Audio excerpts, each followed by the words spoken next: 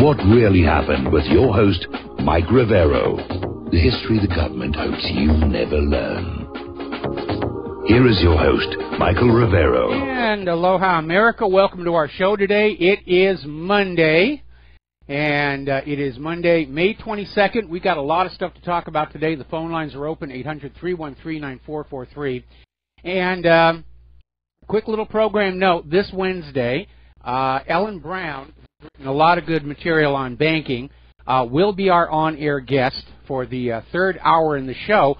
On Monday, June 5th, Gilad Otzman is going to be our guest, talking about his concert tours, his presentations on Israel and Palestine, so that'll be definitely worth looking forward to here. Now, as you know, Donald Trump is often about the globe in Air Force One, and he's just traveling all over and making all kinds of speeches, and basically setting his foreign policy in place. And one of the things he has done, he's confirmed that U.S. ties with Bahrain are not facing any tension over Bahrain's human rights records. And, of course, the reason for that is Bahrain is home to the U.S. Fifth Fleet, and nobody wants to mess with that. And you need to understand, from the point of view of the United States government, human rights are only important when it can be used to change a regime that the U.S. government feels needs changing. And Bahrain is all buddy-buddy with the U.S. government, so their human rights issues are simply not all that important. Looking at all of the comments that Trump is making, he is clearly putting the United States on the side of the Sunni Muslims in terms of their bitter sectarian war with the Shias. And that is, obviously going to curry a lot of favor with many of the Muslim rulers. And as a matter of fact, Trump and 55 Muslim-majority states just signed a pact pledging 34,000 troops to fight ISIS in Iraq and Syria. And if you think that's what they're really going to be fighting, I have some of Saddam's nuclear weapons to sell you on that one. So they're calling this thing the Riyadh Declaration, and it's a big deal about how we're all uniting to fight against ISIS and Al-Qaeda, except that we know that ISIS and Al-Qaeda are a put-up job. They're a faux enemy to justify the war. Oh, ISIS is there, we must invade. Oh, ISIS is over there, we must invade. And that's the real goal of the war on terror, to sell you intervention after intervention after intervention. Now, a lot of people are very, very concerned about this declaration. And we're seeing articles like over in Sputnik News, concerned about this so-called Arab NATO, which is going to be led by Saudi Arabia. And analysts are looking at it as seriously destabilizing the region and possibly being a precursor to a massive war. And it's looking more and more like the United States wants to use Saudi Arabia and the other Arab nations, the Muslim nations, to go after Iran. Because the U.S. government has not given up their dream, their goal, their desire to take Iran apart, impose private central banking on it, and make sure that Iran's oil is sold only for the U.S. dollar. Bring back the reign of the petrodollar here. Now, Trump is over in Israel saying everything that the Israeli government wants him to say. And still he's getting a rough reception. A lot of the ministers didn't want to meet with him. Netanyahu literally had to order people to show up. You will show up and respect this foreign head of state. But a lot of the people, the hardliners especially, don't think Trump is going to be as supportive of Israel as they feel he ought to be. Forgetting, of course, that Donald Trump is the President of the United States of America, and his top priority is supposed to be the United States of America, not Israel. And apparently, as part of the package of documents that preceded the arrival of Donald Trump, they had a map of Israel. And Israel's Justice Minister, Avilat Shaked, just went ballistic because the Trump map of Israel did not include the West Bank as Israeli territory. And, of course, the West Bank is not recognized as part of Israel internationally, but Israel says you will recognize it, and that will help us sell it to the rest of the world. So Trump can't win for losing. No matter what he does, He's still getting a rough time over there in Israel. Now, then, U.S. Secretary of State Rex Tillerson, who's also globetrotting right now, is calling on Iranian President Hassan Rouhani to end Iran's ballistic missile tests. And this is Washington, D.C.'s first reaction to Rouhani's re-election. Washington was hoping somebody else might get in, but we're seeing the same thing in Iran that we're seeing in North Korea. You are not allowed to have weapons to discourage invading and plundering. That's what we do, and you should just get used to it. So they're already out there saying Iran should stop their ballistic missile tests. And I don't think Iran is going to go for that, because Iran, just like North Korea, understands they are on the U.S. government's special high-interest targets list for eventual invasion and regime change. And they don't want that to happen, because they're seeing what has already happened in all the other countries that the United States has regime changed. And it's not good for those countries, it's not good for the people. Very good for American corporations, but they really don't want to see that. And let's be honest, every nation has a right to defend their country from foreign invaders. And of course, every nation that's out there trying to build a defensive military is accused of being aggressive. Oh, they're being aggressive. Well, when was the last time Iran actually invaded another country in a war of conquest? It's been over 200 years. They want these weapons to keep other people from invading their country. And it's perfectly reasonable. Look at who has been doing all the invading, regime change, coup d'etats, drone strikes over the last 2 decades. And you will realize who is the real aggressor here. And it's not Iran, and it's not North Korea, and it's not Russia. It is the United States. We're going to do a quick shout out now to our on-air affiliates who are just now rejoining our network, and we're going to take a phone call from Jim in Chicago. Jim, aloha, welcome to the show. What's on your mind? How you doing, Michael? A couple of things. What do you think about Donald Trump's idea of taking over $800 billion away from Medicaid and food stamps? And the other thing, his daughter, she's collected over $100 million from the Arab nations to protect women's rights.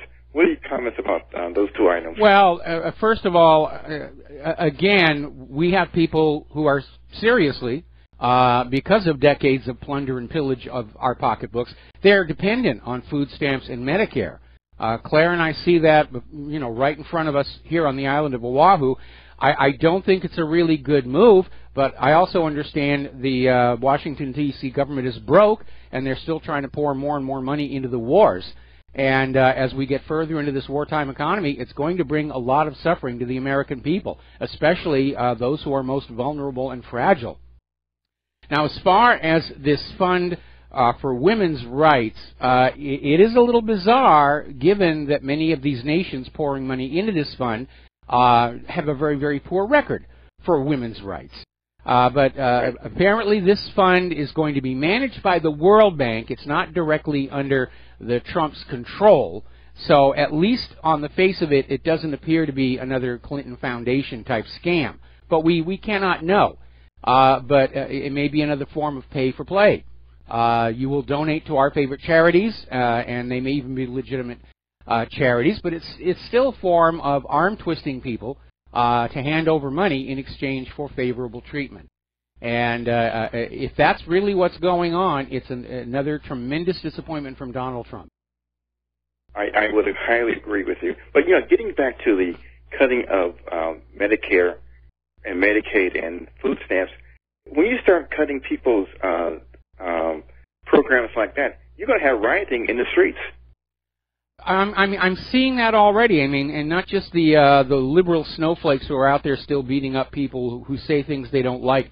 I keep hearing all this talk about the summer of rage that's coming, and I find this very, very alarming. But just going around talking to people, I see so many people who are really on the edge, and I'm feeling it too.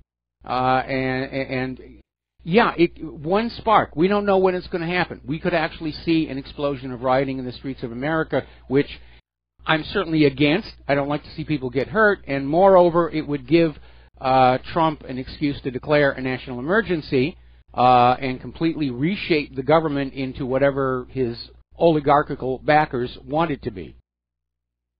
Right. Okay, Michael, I'm going to let you go. Thank you very much for your time. All right, thank you very much for the phone call. Now then, getting on back to Iran and this demand that they stop testing missiles with which they might defend their country against invasion someday. Over in Tehran, they're basically saying that all of this Iranophobia is really just a trick, a scam, to boost arms sales to Arab nations. And maybe, but I really do think that the United States is selling weapons to Saudi Arabia for an eventual war on Iran. Because remember, they did it before. The U.S. sold all kinds of weapons to Iraq to support Iraq's war against Iran. And I would like to see the government of Saudi Arabia take a look at that recent history and realize Iraq did not come out of that very well at all, despite all the weapons that were sent on in. And eventually, the existence of those weapons, provided by the United States of America, was cited as justification to go on in and invade Iraq and basically lynch the ruler there. And Saudi Arabia needs to realize there is absolutely no guarantee that they will not fall onto that special high-interest targets list somewhere down the road. And they do need to keep that in mind while they're doing their negotiations. Now then, interesting little development. This gets on back to Comey's claim that he had a memo saying that, well, Comey has been silent on this so far. But it was this New York Slime story saying that President Trump had suggested dropping the investigation against Michael Flynn, and Comey had written a memo of it. And then somebody called the New York Slimes and said, this is what's on the memo. And the New York Slimes ran with it. And it's already problematic because 2 months after this memo was supposedly written, Comey was testifying before the Congressional Committee and testified under oath he had not been put under any political pressure to alter or end an investigation. So either he was lying before the Congressional Committee or somebody's lying about that Comey memo. And again, under the law, Comey is obligated to immediately report such an attempt at obstruction of justice to the Department of Justice at the time, not just wait 3 months and then come on out with it following his firing. So Comey's already in legal trouble if this in fact actually happened. And now there is doubt that it actually did happen, because apparently the New York Slimes has now pulled the story off their website about this Comey memo, when their journalist who wrote the story admitted he hasn't seen any memo. It was just described to him, and he ran with that. And the journalist was actually interviewed on MSNBC and admitted he'd never actually seen the memo. And so the New York Slimes pulled the article. It's more fake news, and we have seen so much of it. And by the way, circulation of false information to sabotage President Trump is actually a felony under Title 18, Section 1038. If the corporate media are putting out false stories to harm the presidency, the responsible party can go to jail. Of course, in our present circumstances, they're not going to be prosecuted. That's the way the system is running. But that's what's going on. Now, as far as the investigation into Michael Flynn, there does appear to be something going on there, because Michael Flynn has now pled the Fifth Amendment and refuses to comply with the subpoena to testify before the Congressional Committee. So it's starting to look like something is going on there. And apparently this Russian collusion, Russian influence investigation is now focusing on Jared Kushner as a person of interest. So Trump may not have known what was going on, but there may have been something going on, and they're making as big a deal out of it as they can. Meanwhile, a lot of people are asking, why wasn't Barack Obama impeached when he obstructed justice? And remember, Obama came out in a TV interview selling this idea that, yes, she was careless with classified information on her email server, but it did not rise to the level of criminal negligence. And, of course, Comey took his lead from that and said exactly the same thing. He went down the list of the Title 18 felony violations Hillary Clinton was found to be guilty of, and then let her skate, saying she didn't mean to do wrong. Even though Title 18 does not require intent, it clearly says negligent exposure of classified documents is a violation. And then there was that Loretta Lynch, Bill Clinton meeting where all they talked about was their grandchildren. And that's why they kicked the entire crew and everybody else off that airplane, so they could talk in private about their grandchildren. All right, let's talk about Seth Rich. Things are heating up there, and word is that the inner circle of the DNC and Hillary Clinton are in a little bit of a panic, because over the weekend, Kim.com came on out and said he knows for a fact that Seth Rich was leaking the DNC emails to WikiLeaks because he, Kim.com, was part of the pipeline. So now we have an actual witness who's come forward and said, yes, this is what is going on because I helped to do it. And everybody is starting to get really upset, because over and above the fact that Seth Rich's assassination was highly suspect, the official story made no sense. Over and above the fact that he was actually still alive when the police reached him. Over and above the fact that the attending physician said that his wounds were not fatal. They were actually rather minor. And then his very strange, bizarre death in the hospital. There's a lot of very weird stuff going on out there. And to nobody's surprise, the corporate media is now on the attack against anybody questioning the official story of how Seth Rich died. Just like 23 years ago, the corporate media was attacking anybody who questioned the official story of the death of White House Deputy Counsel Vincent Foster. Even the Young Turks are attacking Kim.com, which makes you wonder just who it is they're actually working for. And all Kim.com has said, yeah, it was going on. I was part of it. He's in a position to know. Now, Sean Hannity, to his credit, is on top of this story. And he is convinced that this was an assassination for political reason. And he says he's not backing off. They're going to have to fire him to basically get him to give up on this. And they might. A lot of firings going on in the corporate media right now of unreliable sources, or supporters rather. Even Newt Gingrich is calling for an investigation into the Seth Rich assassination and the leaking of the DNC files. And so the Washington Post is now on the attack after Newt Gingrich. It's amazing how fast they can turn on you when you are treading into the secrets, the big secrets here. And, of course, the corporate media has a reason for wanting this to stay silent. Not just the assassination. They bet their credibility on this story that the Russians had hacked the DNC servers, and that story is now completely discredited. It was a leak, not a hack. Even the company that the DNC relied on to say it was a Russian hacking job have backed off and said, no, we don't really know that. We can't know that.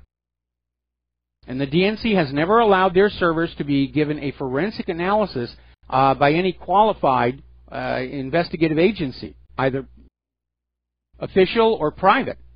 It's just take our word for it. And that's a tall order. Now, as you know, Seth Rich's family are staunchly on board with the official story. They are represented and are spoken on behalf of by a known political crisis management public relations guy. And that's a giveaway there. More when we come on back. And aloha, America. Welcome back to the show. We're talking about the assassination of Seth Rich. We're talking about all the evidence that's starting to surface that he was, in fact, the leaker from the DNC to WikiLeaks. And now we have Kim.com coming forward and saying that he was part of the pipeline that was bucket brigading this stuff over to WikiLeaks. Now, the family has towed the official line. We don't know why, but they're represented. They don't come out and make their own statements much. They did a little video the other day to basically wag their finger saying, don't you question the official story. And they're represented by a professional public relations crisis manager who does most of their speaking for them. But apparently not everybody in the Seth family, the Seth Rich family, is going along with the official story. And Jonathan Rich, who's Seth Rich's cousin, says that he doesn't believe the botched robbery story. And he went out on Twitter responding to Sean Hannity and saying that he never bought the robbery thing. And apparently the patriarch of the family, the father, literally ordered him to take the tweet down. So it's a little bit of coercive. Now, there's a new story that's come on out about this. As you know, the timeline is that Seth Rich had a few late drinks at a bar, and then he was walking home when he was jumped and beaten up and then shot twice. And according to the owner of the bar where Seth Rich was last seen, nobody has come in to the bar to question the employees or look at the surveillance tapes to see if somebody was following him. They're just not interested. We have our story. Don't bother us with facts.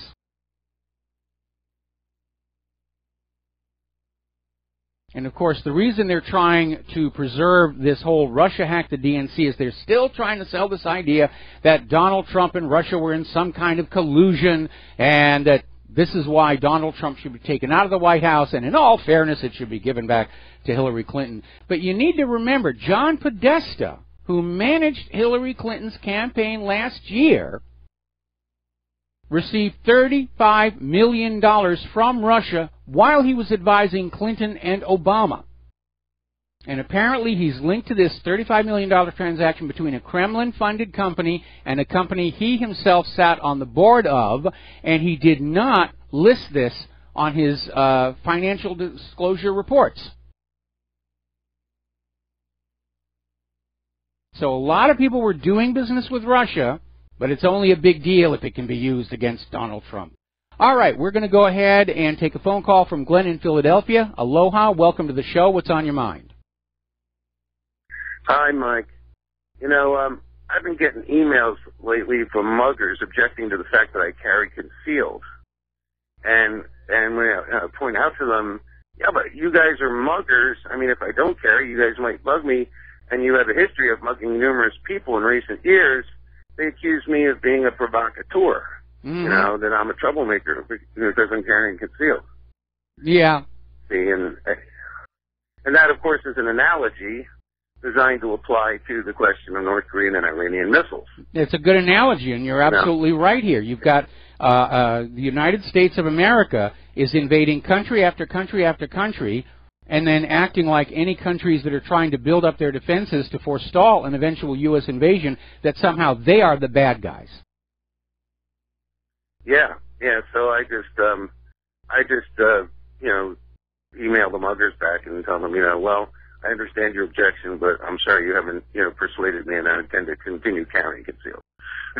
Well, next the muggers are going to hit you with economic sanctions and say bad things about you in the corporate media. Yeah, well, hopefully, they don't seem to have any direct connections to my employers, and I've arranged to deal with banks other than the ones, you know, where they work, so I think maybe I'll be okay. Well, I certainly hope so. Anyway, we're coming up on a commercial break here. Thank you very much for the phone call, and when we come on back from this next commercial break, we've got another caller waiting on the line. Then we're going to get on back to all of this political backstabbing that's going on in Washington, D.C., and the message it sends to the rest of the world. We'll be right back. And aloha, America. Welcome back to our show here, and we're going to take a phone call from Nathan in Los Angeles. Aloha. Welcome to the show. What's on your mind?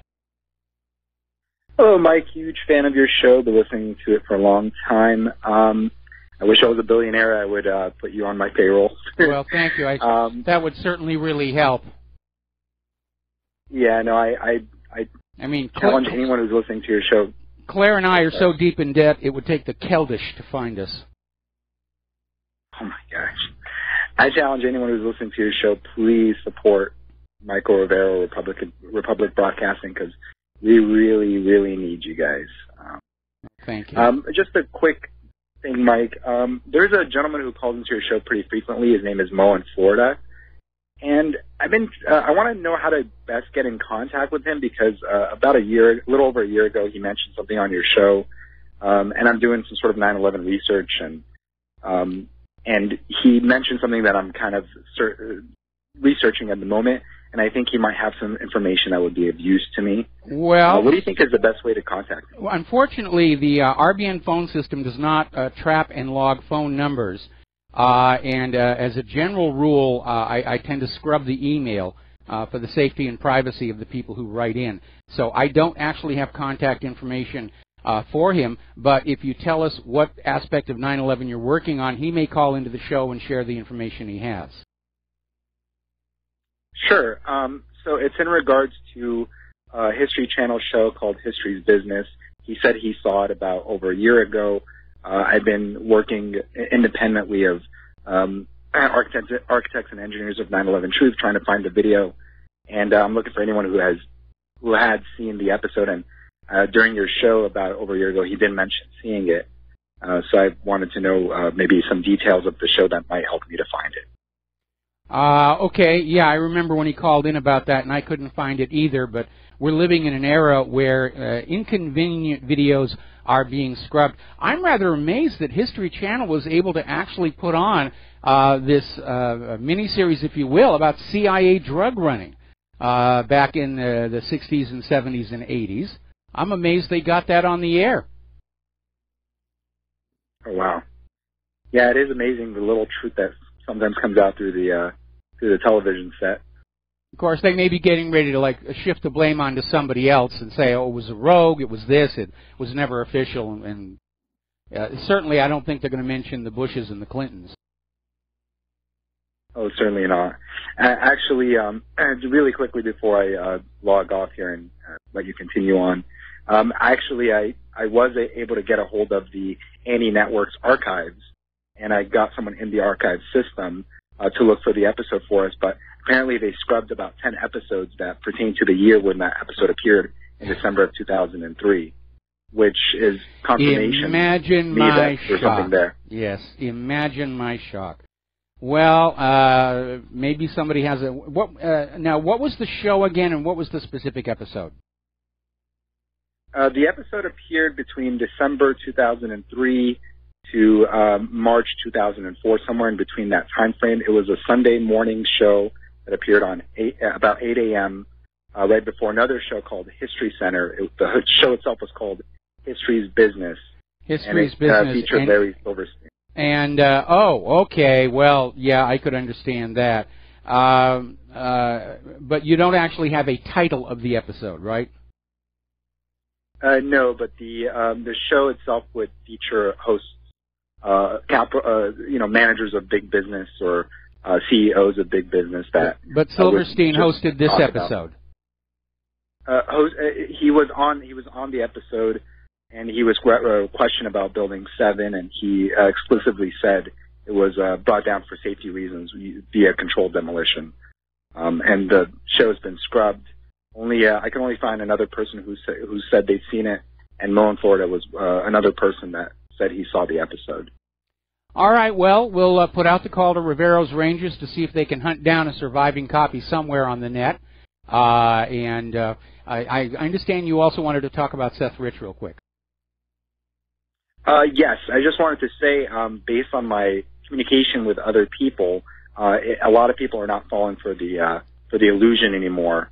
They see right through the government illusion that Seth Rich was just a freak accident, and a lot of people are realizing that there was something very strange that took place. And I've referenced the Vince Foster case and the strange circumstances around that, and other people who've had something to share with the public. Mm-hmm. Well, right now, the American people have awakened and realized that we live under a government that does lie to us, certainly about Saddam's nuclear weapons. That was a watershed moment. We're coming to realize we live under a government that doesn't play by its own rules. It's not in compliance with the Constitution or the Bill of Rights for the most part. They're trying to get rid of it. And again, there's two sets of justice. There's the laws that we serfs are required to obey, and then there's the nobility, which basically can get away with anything, including murder, and they're not going to be touched. And I think most Americans are not happy with that. All right, thank you very much for the phone call. I think most Americans are not happy with that. That's not the country we're supposed to be living in. And if the government is not in compliance with that contract, then it is not a legal or legitimate government. And we do not owe it our obedience, our loyalty, or our support, and certainly not life and limb of our children for these endless wars of interventions. All right, we're going to take another phone call. Charlie in Los Angeles, aloha. Welcome to the show. What's on your mind? Good afternoon, Mike.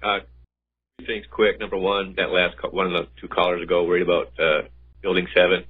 So he knows they could have brought that building down the next morning, and nobody would have seen it.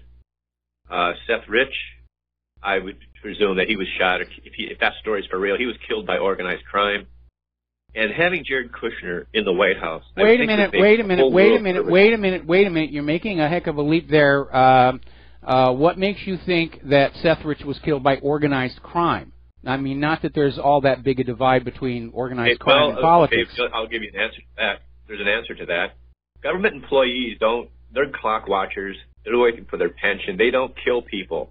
They have organized crime do it for them. They're the marionettes of the politicians. Okay? They don't get involved. Clinton doesn't have people from Arkansas that are related to him or something killing people. This is organized crime. Well, it's an assumption, but it's not supported. If you go back to the Clintons' early career in Arkansas, the Clintons did have people working for them that were given very high-paying jobs because when it was required, they would go on out and commit various criminal acts to destroy evidence or destroy witnesses. And again, a lot of this was tied up with the CIA's drug-running operation out of Arkansas. They were smuggling guns down to Nicaragua, and in order to fund it all, because it was not an officially sanctioned intervention, they were funding it with tons of cocaine brought back up on that same smuggler pipeline and sold to our kids. So, I'll buy that. Yeah. One thing I want to say before I go about having Kushner so close to Trump is other countries around the world, I think, are putting the stops on sharing intelligence with the United States because of the double crossing that's gone on with the history of Israel. And this is a bad thing, because if you can't trust, Trump and the people around him, you don't know what's going on around the world. And if they're not going to give you the intelligence because they don't trust you to give it to Israel, that's a big problem. You mean trust the president not to share it with Israel? Yeah, that is a big problem. So it has been a big problem all along.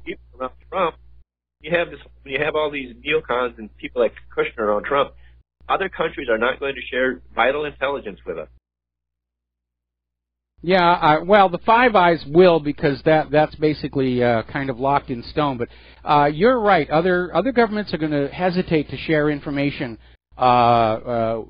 with the United States out of concern that it's going to wind up in Israel. And the revelation that Israel has access to the unfiltered data take from this NSA spy system is very worrying, because it means Israel can spy on our politicians, on our judges, on corporate officials, and just have this incredible blackmail machine. I think that's a big concern with politicians that's not discussed on the TV or anything, because everything inside these countries, with their infrastructure, the people that are in charge, they'd be really nervous about communicating with us now, because Israel's history of assassins and all that kind of crap. So, anyways, that's all I got to say, Mike. All right, well, thanks an awful lot. There is a gentleman named Viktor Ostrovsky, and he is former Mossad. He's retired now. He lives in Arizona, and he's also an artist, and he has an art gallery out there. But he's written a couple of books about what the Mossad is really like, and the first one was called By Way of Deception. And then the second one, I think, was beyond deception. And he lays out all these things that Israel has done. And a good example, of course, would be how Israel tricked Ronald Reagan into bombing Libya by smuggling a radio transmitter into Tripoli that sent out bogus messages to make it look like Muammar Gaddafi was planning a massive series of terror strikes all across Europe. And most of the European intelligence agencies decided these messages had to be bogus. But for some reason, Reagan took them at face value, sent in the airplanes. They bombed Muammar Gaddafi's home. They missed him, killed his 5-year-old daughter. But that's how these things get done. Dirty tricks. Dirty tricks. And the motto of the Mossad, you need to remember, is by way of deception thou shalt do. That's their basic approach. Now then, getting on back to the situation with Comey. And it looks like Comey is literally at war with Trump over Trump's firing him, which is a very dark stain on his resume. And, of course, it has opened up some of the deep state players from the last administration to possible investigation and prosecution by people who will not be inclined to protect them. And apparently the members of Congress are still trying to get all the information about Hillary's homebrew email server. It's just dragging on and dragging on. And if I am correct that Hillary Clinton was using that private email server to deliver U.S. secrets to foreign interests and using her charitable foundation to collect and launder the payments, that is a major scandal.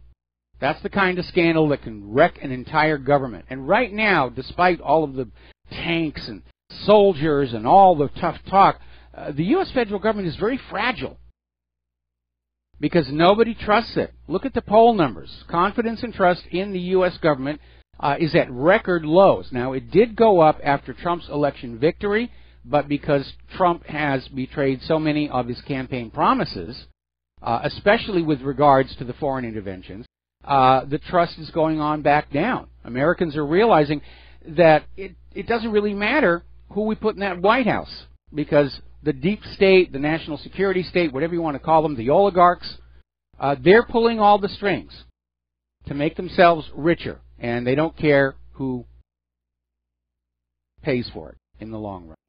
Now, let's talk about Anthony Weiner. Anthony pled guilty to a single charge of sending sexually explicit material to an underage person, for which he did receive, he actually got jail time, 21 months. And now everybody is saying, okay, Weiner may be the first domino to fall, and Huma may be next. If Huma is smart, she's going to start making a deal for immunity. And she's going to stay out of small aircraft. She's going to stay out of suburban Washington parks, because Huma, more than anybody, knows the true nature of Hillary Clinton and what happens to people who are in Hillary Clinton's way. Now, a lot of people are saying, oh, 21 months, he lost his career, has he not suffered enough? Well, keep in mind, he was a member of Congress for 12 years, and that means he has a pension built up worth $1.2 million. And so when he comes out of his 21-month sentence, he's going to be in a good position to retire. Go off and relax and do what he was going to do. Okay, we're going to take another phone call. Steve in California, aloha. Welcome to the show. What's on your mind? Well, your last caller mentioned something about the government, doesn't get involved. They have other people do it.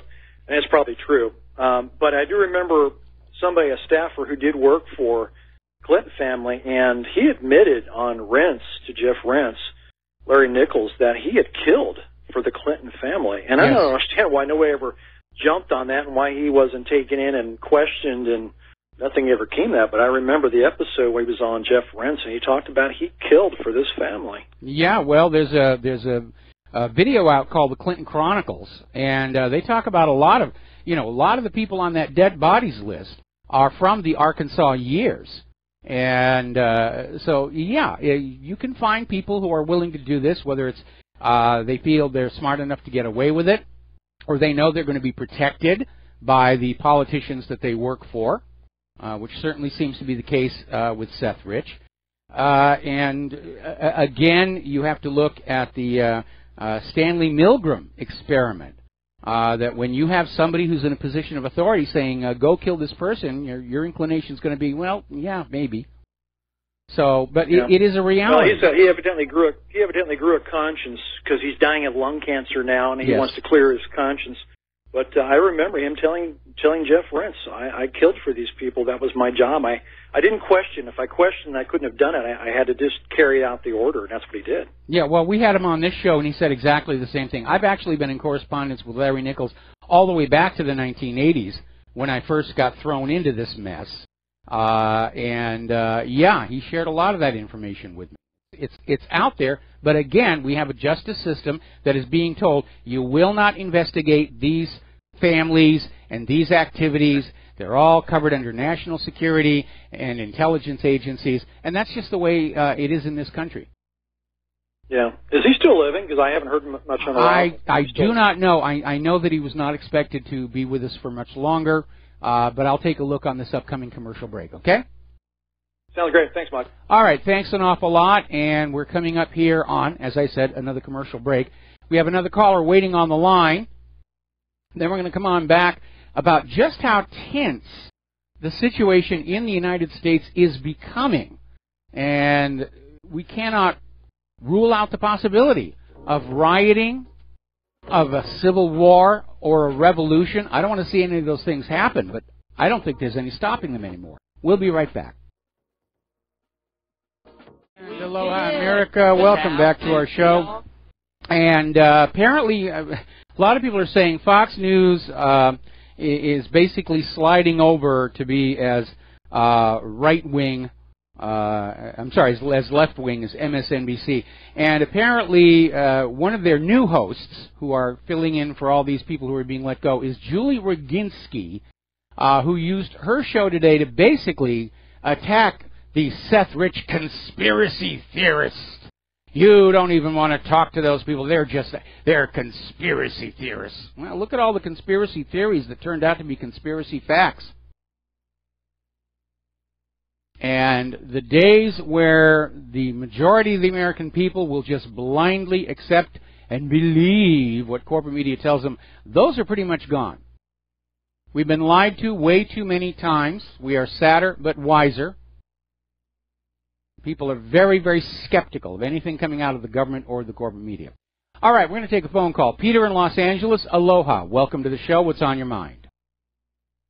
Hey, Mike, I'm just calling up to sort of follow up on the guy who was saying that the government uses people like organized crime. It doesn't really use their own. That's both right and wrong, but more wrong anymore. A couple of years ago, we may have even talked about this on the air, Mike.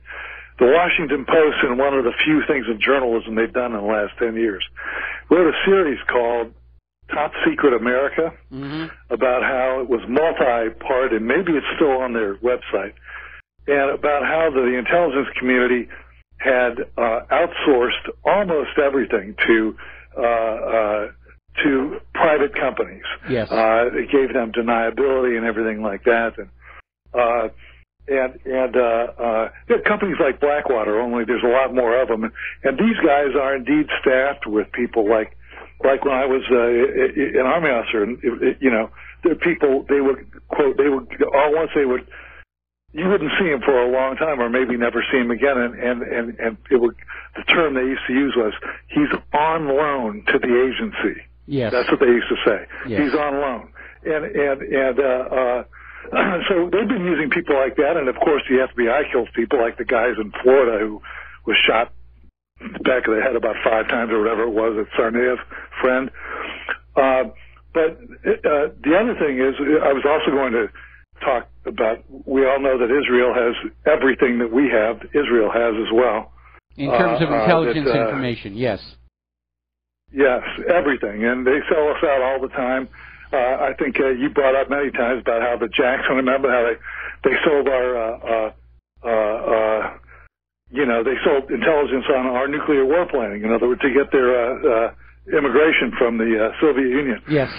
But, and I wanted to make one more thing. There's a great movie, if you haven't seen it, I highly recommend it, and it sort of touches on what we're talking about now, on these shady firms that handle stuff like this. And they're out there because that's what the CIA works on, the intelligence, these contractors. Yes. It was Michael Clayton. Have you ever seen?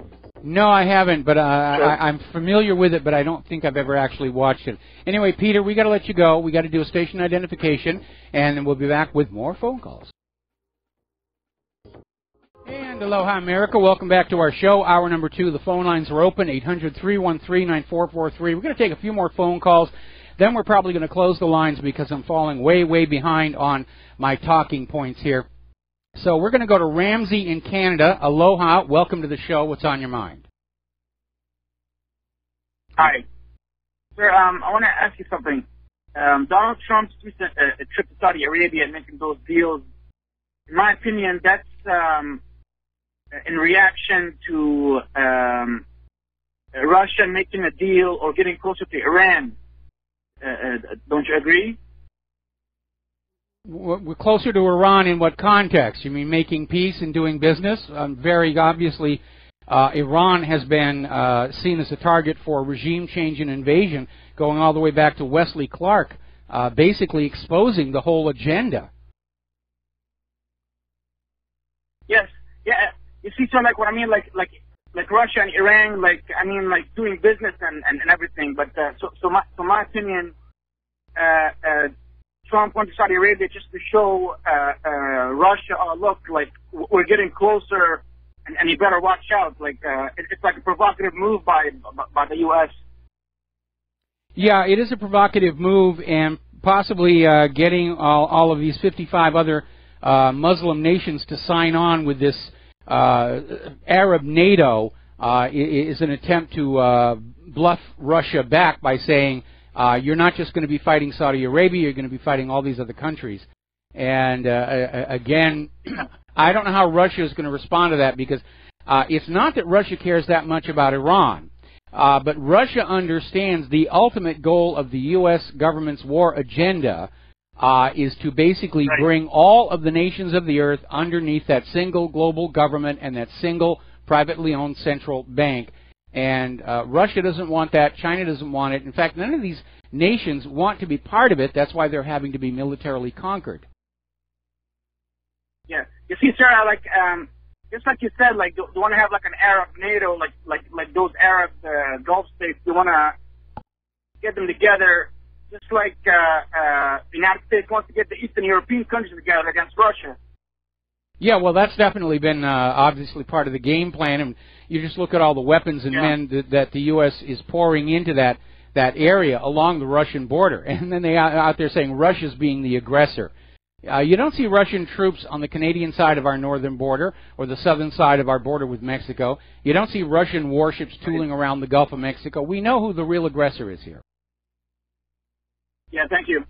All right, thanks an awful lot. We're going to switch over to Francis in North Carolina. Aloha, welcome to the show. What's on your mind? Hello, aloha. Aloha. There was some commentary regarding Larry Silverstein regarding WTC7 and so forth. I didn't quite catch all the commentary now. Trying to find the video or whatever with his commentary or not. What was the story with that? Well, the story is that there was this TV series, America's Business, and apparently one of the episodes involved Larry Silverstein acknowledging on the air that World Trade Center 7 was brought down in a controlled demolition. Now, until I actually see and hear that, I don't know if that's real or somebody's over-vivid imagination. But we do know that Larry's on video saying that, yes, they made the decision to pull the building, which seems to indicate they had the means to do so at hand. And somebody just sent me another video that I just now this second put up at whatreallyhappened.com, in which Larry Silverstein admits designing the new World Trade Center 1 year before 9/11 actually happened. Ouch. Well, yes. Anyway, I would inquire because there is a video on YouTube, his name simply admitting that WTC7 was pulled on 9/11. It is a 27-second video snippet. Yeah, I've seen that one all over the place then. But again, it implies they had the means to pull the building. But Larry has denied that's what it means, and it's ambiguous.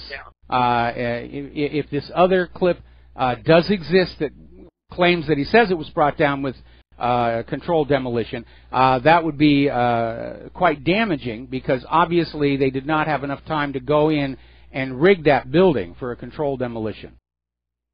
Well, Michael, he can imply anything he wishes to.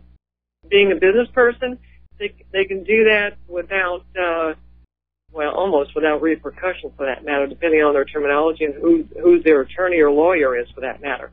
Now, as for a side issue, the aspect that tens of billions of dollars that is being gifted, I guess you could say, if I'm being polite about it, to Saudi Arabia, what we could do with that money here in the U.S. in the infrastructure, what we could be doing with that. I mean, it just makes me nauseous to think about that just being handed out. I know it's Federal Reserve notes.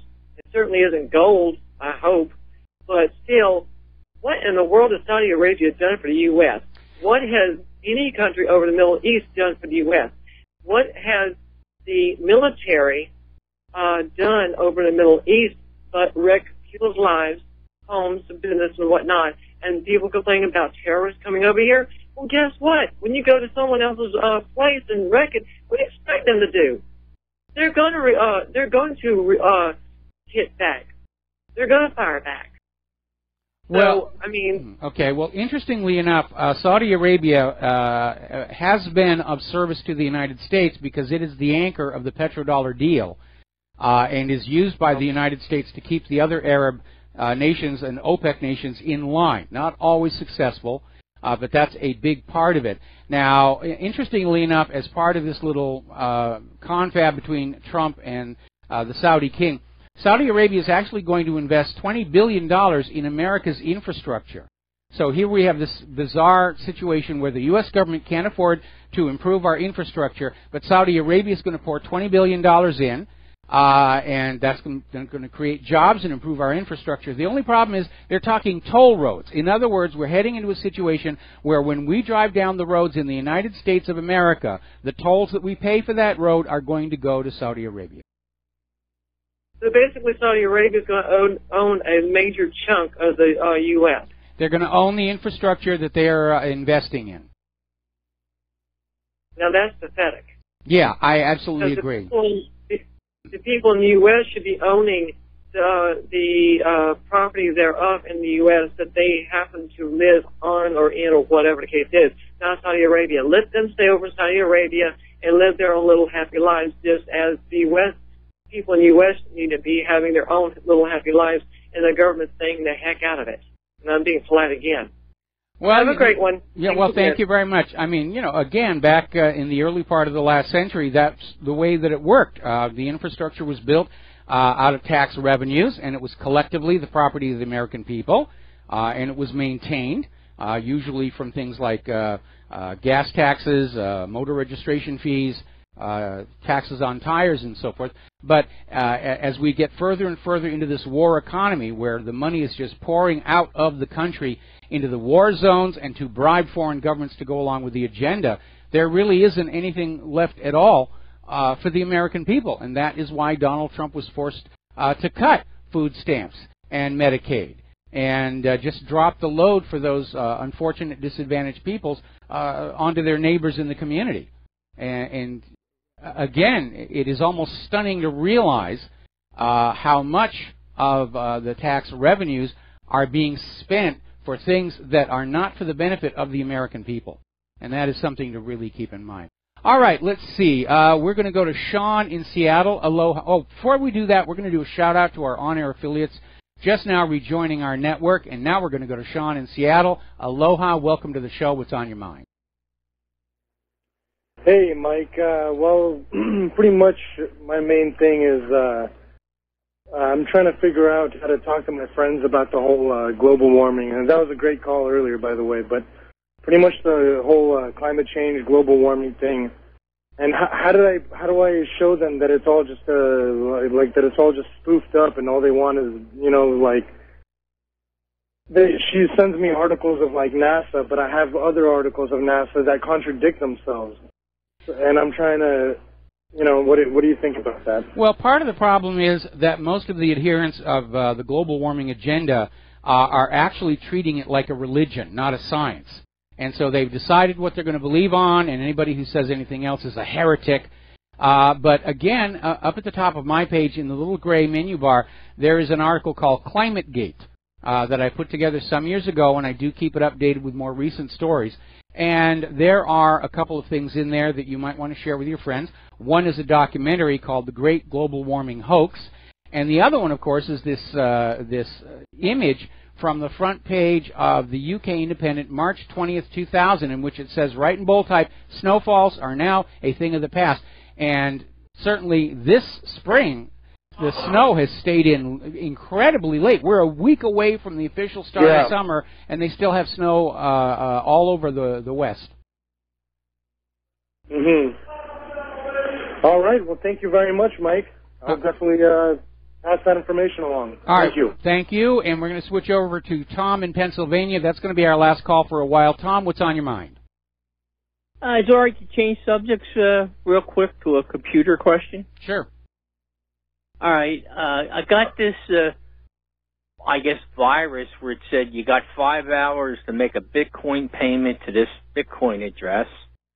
So I just shut down. I booted with my backup program. I use Acronis. There's plenty of them. And just restored the drive to a backup I made last February. And then I didn't want to go back to Windows. I booted in Ubuntu off another drive, and there was a bunch of files on each data drive that had a long number .locked. And then I deleted them, and when I went back to Windows and went back to Photoshop, everything was fine. But now if this thing's going to lay dormant and come back and bite me, before my February backup, I don't know. Well, I certainly cannot address that issue on this side of the phone line here. I would strongly suggest that you get it over to your local computer technician and ask them on the phone before you go on over there. Are you experienced in dealing with ransomware? And have them, it sounds like you're very expert yourself, but I would definitely say that you might want to do that. And hopefully, how did you get the ransomware in the first place? I don't know, because I don't go on the Internet with Windows. You know what I mean? I have multiple hard drives in my machine. Normally, I boot in Ubuntu for the Internet and word processing, and the only thing I do with Windows is Photoshop. Okay, so the ransomware infected the Windows partition, but it didn't affect the Ubuntu. There was these locked files on there, which I just deleted.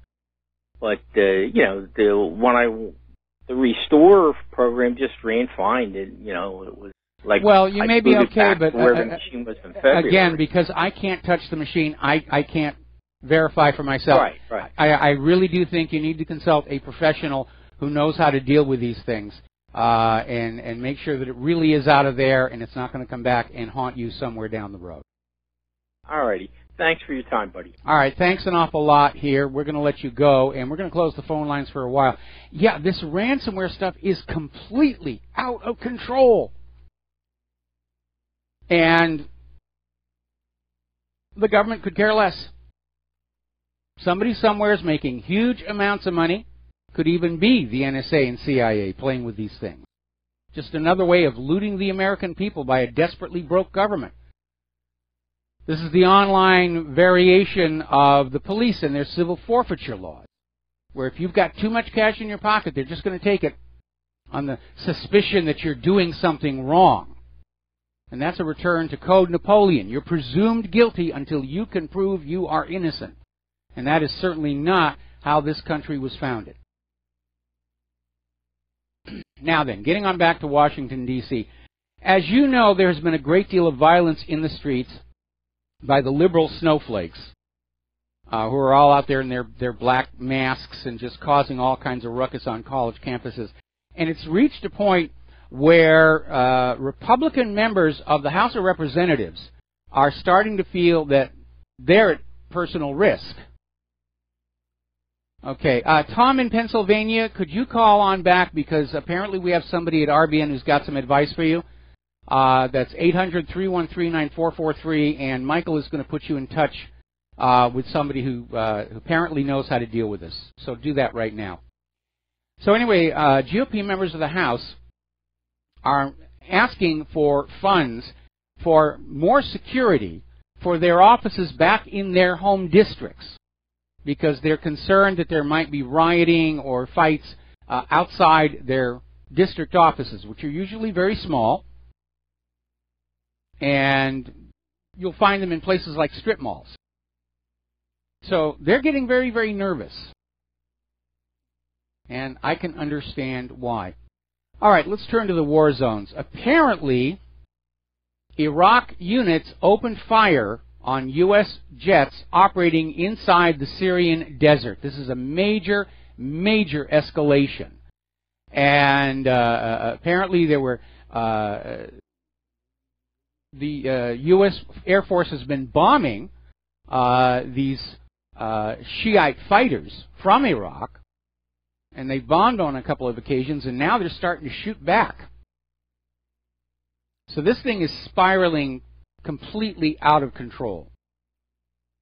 Now, as you know, last week they were trying to come on out there with this, the Syrian death camps, the concentration camps, and they made a big deal about a photo of this military prison and how snow on one section of the roof was melted, from which they made the leap that obviously this is where they have the crematoriums, so they can destroy the evidence of their torturing and hanging and gassing these prisoners. And a lot of people said, you don't know that. It's just an area where there's a source of heat. And it could be the prison kitchen. It could be the prison laundry. You don't know. And as I pointed out, look for what should be there and isn't. Crematoria have big, tall smokestacks because they don't want that smell coming down to the ground. They want to give it a chance to get dispersed in the wind. And there was no smokestack on that part of the prison. So we have this article out of the original antiwar.com talking about the anatomy of a smear campaign. And yes, that is exactly what it is. It's another media propaganda to get you to hate Syria and think that, yes, we have some kind of a right to go on in there and just smash them up because they're evil, bad people. Next, they'll claim Assad has a Death Star. Meanwhile, the Syrian forces are retaking much of the north of Syria. The last of the opposition forces have departed from Al-Wa'ir in Homs City. And so Homs is now completely clear of opposition forces. Those people can start to go about rebuilding their lives that have been destroyed in all of this ridiculous regime change nonsense. Meanwhile, down in the south, the fighting is continuing, and it seems like we're seeing the beginnings of this scramble to grab chunks of Syria now that ISIS and Al-Qaeda are pretty much out of the picture. If ISIS and Al-Qaeda were the real issue, the U.S. would simply leave and say, okay, Assad, it's all yours again, we've done good here. But that doesn't seem to be what's going on. And it looks like the U.S. is still thinking that they're going to grab a big chunk of Syria and the big chunk of Iraq for the future Kurdistan. And neither Syria nor Iraq are very happy with that idea at all. And apparently Foreign Policy magazine claimed that the U.S. strike against Syria's forces showed American commanders are willing to use force to maintain de facto safe zones in the country's east.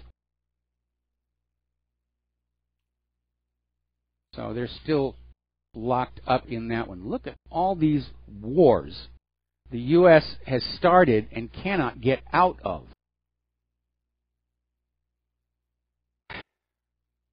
Now, Defense Secretary Mattis is basically talking about escalating the ISIS war worldwide and assuring us all it doesn't threaten civilians, even though We know it does. We'll be right back after these few words. And aloha, America. Welcome back to our show. Now, again, as we were starting to say before the commercial break, Defense Secretary James Mattis is basically saying we've got to escalate the war against ISIS worldwide. We've got to go everywhere and bomb them. And we know it's a gigantic hoax because ISIS is a tool of the U.S. government. There's ample documentation that ISIS in Syria was being supplied by the U.S. government covertly under the Obama administration by then Secretary of State Hillary Clinton, and they were using that consulate in Benghazi as the hub of the smuggling operation to smuggle weapons out of Libya that had been used to get rid of Gaddafi over to Syria to get rid of Assad. And Mattis is still out there saying, we're going to go on the warpath against ISIS everywhere. And trust us, we are not threatening civilians. Well, that is ridiculous when you look at the sheer number of civilians that have already been killed by these U.S. military actions. The other day we were talking about this study that concluded that the United States government, since the end of World War II, has killed between 20 and 30 million people in 37 different countries around the world. That shows you who the aggressor is. Now then, the Kremlin has come on out responding to Senator McCain's latest jabberings, saying that it's clear John McCain has a maniacal hatred toward Russia. Now, we, the American people, are sort of expecting that those in positions of power will be making their decisions on what to do after careful, rational consideration of all possible consequences of what they're doing. And the idea that we have Senator McCain out there pushing for war with Russia just because that's what he wants, that's a very dangerous thing to be happening. More importantly, it is a very dangerous thing for other countries to be seeing. Again, going back to the Cuban Missile Crisis, the reason that Kennedy and Khrushchev were able to avoid pushing the button and starting a global nuclear war was that Kennedy and Khrushchev knew each other, did not want to do it.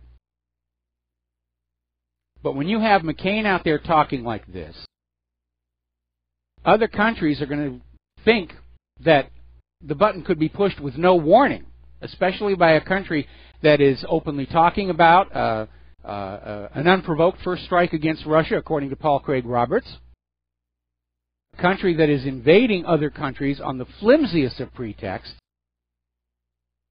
It's a much more dangerous situation. John McCain, he wants war against Russia because that's what he wants. Okay, John, here's your rifle, here's your parachute, here's your Dayglow orange jumpsuit. Watch your head climbing into that transport plane, and we'll call Putin and tell him you are on your way to kick his butt all by yourself. But given how many wars we, the American people, have been lied into, we're going to sit this one out. Keep our kids at home. Go, have fun. Don't forget to send postcards. North Korea has launched a new missile. This one is a shorter range than the last one they tested. And they launched it yesterday. The test was a complete success. Interesting little side note. On USA Today, when they were reporting on the missile test, they made a point of saying that the missile was launched from the Pukchang, the area most notable for its hard labor camp for political prisoners. So they're out there still pushing, it's, labor camps for political dissidents, which has got absolutely nothing to do with the missile test, but it's just any chance you can get in there and say something bad about North Korea, that's what they're going to do. Now, following this test, Kim Jong-un has vowed to increase North Korea's military might. They're going to deploy this new intermediate range ballistic missile. Now, this missile can't reach the United States, can't reach here in Hawaii. It is a defensive missile with which to attack naval forces coming to attack North Korea. That's what it's for. And apparently, Kim Jong-un, for this, at least this one missile, has set up an assembly line, like an auto factory. and is going to be able to just crank these things out in volume. All right, we're going to take another break for commercials. We'll be right back. And aloha, America. Welcome back to the show. Interesting story just broke over at ProjectNSearch.com, where apparently it has now come on out that the sister of one of the two police officers who responded to the shooting of Seth Rich works for the Hillary Clinton campaign, or worked for the Hillary Clinton campaign. So that is now coming on out as well. And we need to be careful about false trails being laid for us. But apparently public interest in this assassination, it's growing, and they can't put that back in the bottom. The corporate media is on the warpath. Corporate media, Washington Post is going after Newt Gingrich. This new lady on Fox is out there saying, oh, it's just conspiracy theories. It's just conspiracy theories. Nope. Okay, now then, Trump and regime change. And we knew this was coming. We know this was in the plan for years. Donald Trump is out there saying, we will do whatever is necessary to fix Venezuela. Now, the U.S. has been wanting to regime change Venezuela all the way back to Hugo Chavez. They tried a coup d'etat against him because that gosh darn Hugo was selling Venezuela's oil for currencies other than the U.S. dollar. And even worse, he was spending that money on the Venezuelan people. And that's a bad example for all those other countries where they've worked so hard to convince the people that all the money should go to the bankers. And one of the targets of this oil price war, along with Russia, was Venezuela. Now, Russia had a diversified economy, and they proved to be much more resilient. But Venezuela is pretty much a one-crop country, and that crop is oil. And so they're in serious, serious trouble. There's rioting. People are hungry. And according to an article over in Global Research up in Canada, the Trump administration has just given the green light for regime change in Venezuela. And Don, I am so disappointed in you. Because you told us on the campaign trail that you thought all these foreign interventions were a bad idea. And they are. We are heading toward a world war that could easily go nuclear. And we're going to lose this one. All right, we're going to take a phone call. Mark in North Carolina, aloha. Welcome to the show. What's on your mind? Hey, Mike. Mike, regarding not only Venezuela, the whole world situation, we got to watch who we consider because part of the alternate or the independent media. I was listening to Breitbart this morning, and you got this guy, Alexander Marlowe, who seems to be your most often who runs your show now. And Clown was talking about Julian Assange, kind of like he needs to be taken into custody. He's an enemy of the United States, and he's also pretty much he gives the Russian he doesn't say it's sure, but he gives it some credibility. And he thinks there's no problem with the missile attack on Assad. The other attack we did the other day on Assad's convoy there in Syria, and yet they keep on calling themselves national populist, and that they're alternate media. I think we got to understand they are not.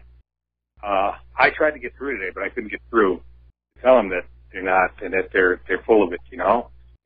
Well, I mean, there has been a very obvious campaign of attempting to either infiltrate or buy up the independent media in order to bring it in line with the official story.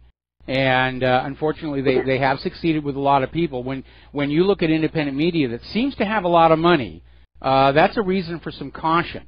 Again,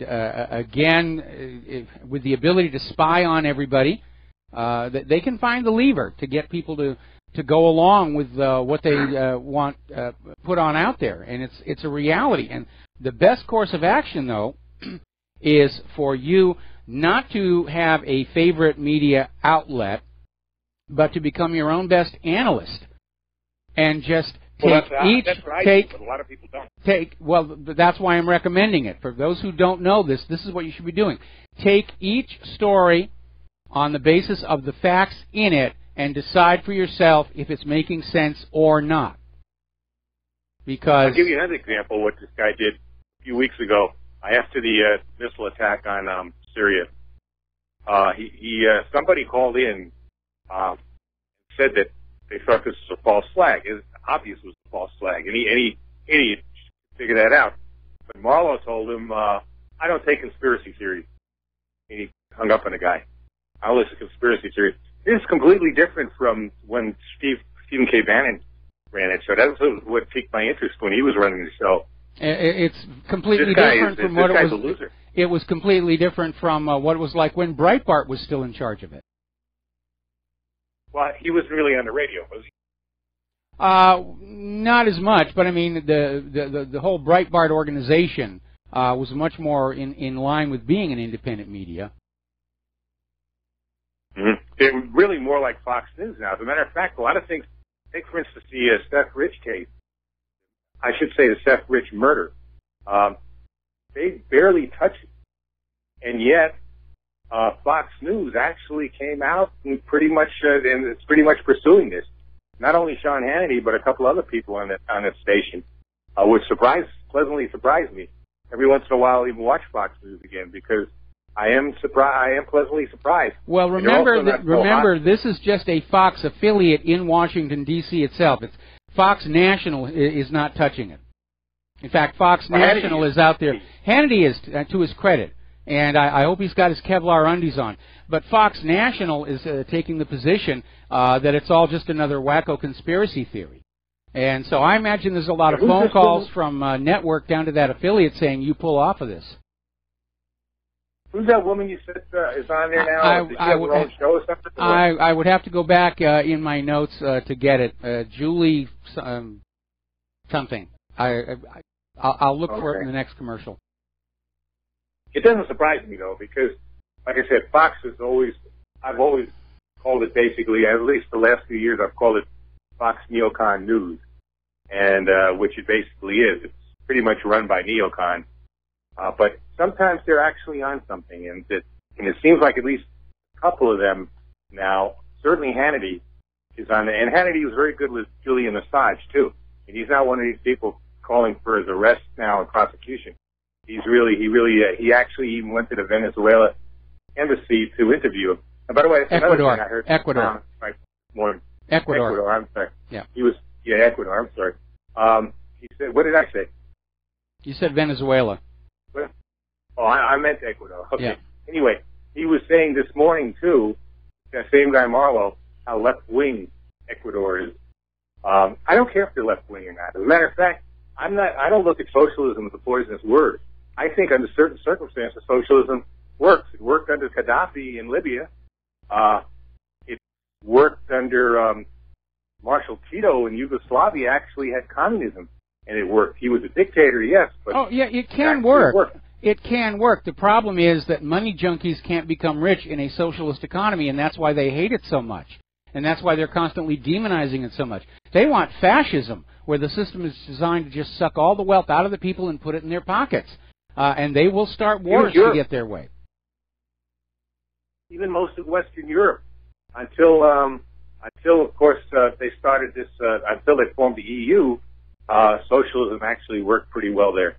Now with the EU and now with the opening up their borders, of course it's not going to work because you bring in all these people in, they're using up all the resources and stuff like that. It's not going to work, for people that actually have paid for it. The people of, let's say, Sweden, Norway, Germany, even England. It's now being used by people coming in there that shouldn't be coming in, So even there, socialism is working to a degree. Yeah, it's destabilizing those countries, and we're already seeing rioting over there, and again, that may well be part of the New World Order, is for every country to descend into chaos so that some supranational military force comes on in and says, all right, everybody come on down, you are now Sector 12 of the new planetary government, and that's it. That's what I think they want to do. They want to create one world government, Then probably they want to kill most of us, turn the rest of us into and then become robotized themselves, combined with a robot brain or something like that. I think that's what they really want to do. That's what people like, eugenicists like Bill Gates, that's what they're about. Companies like Monsanto, who produce this horrible GMO foods and stuff like that. This is what these people are about. And the vaccines, there's reason behind the madness. It's not just that these people are just stupid.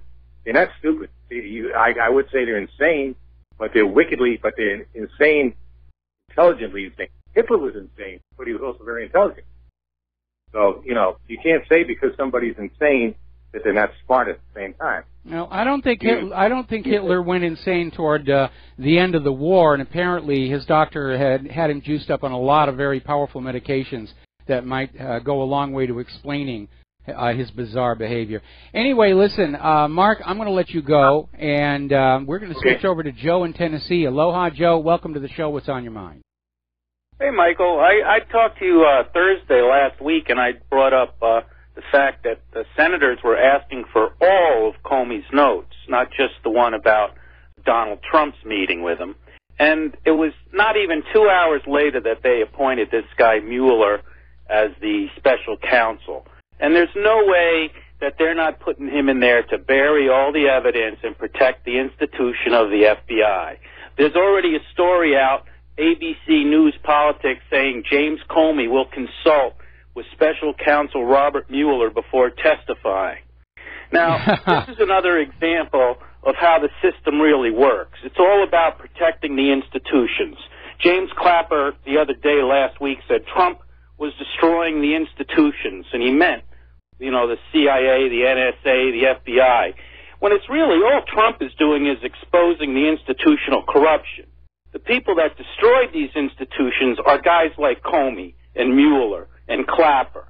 They destroyed it. It's rotted from within. And the more they think they can protect it, they're not going to. Sooner or later, the corruption will be so bad it's just going to fall on its own. Well, the American people are looking at what CIA, FBI, NSA are doing and realizing these institutions aren't worth protecting and preserving. But as you say, what is really being protected and preserved is the corruption. They don't want the good times to stop.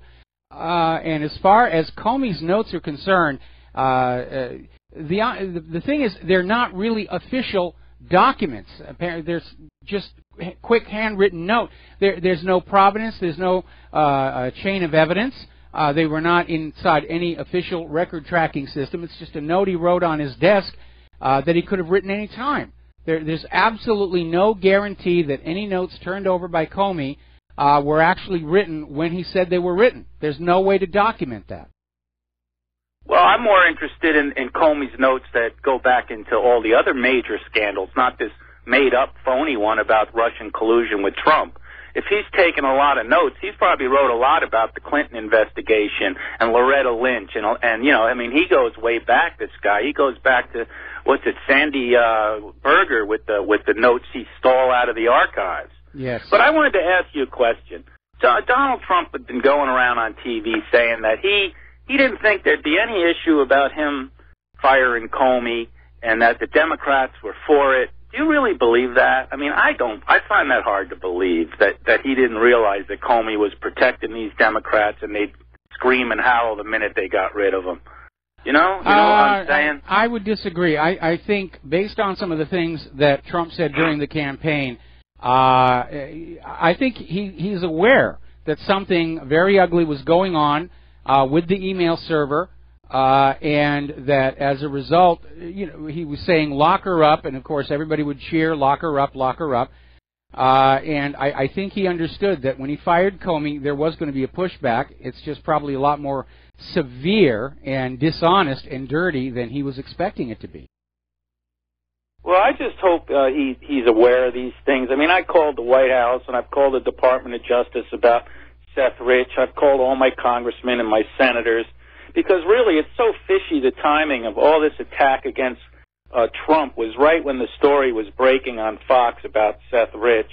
And all of a sudden we have the fact that Trump brought up security issues with the Russians, and then Comey's notes about the collusion, and it just the timing really shows panic on the other side. Yeah, so it really does. They're doing the spaghetti approach. They're just going to throw everything they can think of at the wall and hope that something will stick in the minds of the American public.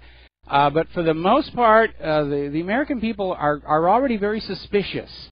And I think a good reason for that is we saw how the Hillary campaign and her liberal supporters behaved like absolutely spoiled, vengeful, petty, vindictive children after the election. Of course, Trump's victory was a huge embarrassment to the corporate media, which guaranteed us Hillary was going to be the president. And so I think the American people are looking at this and realizing it is just more of Saddam's nuclear weapons being thrown at us. Oh, by the way, I saw Newt Gingrich. This is the second time I've seen him on TV talking about the Seth Rich murder. So he's got a lot of connections, and he's a very intelligent man, no matter what you think about his politics and how he blew it when he had the speakership.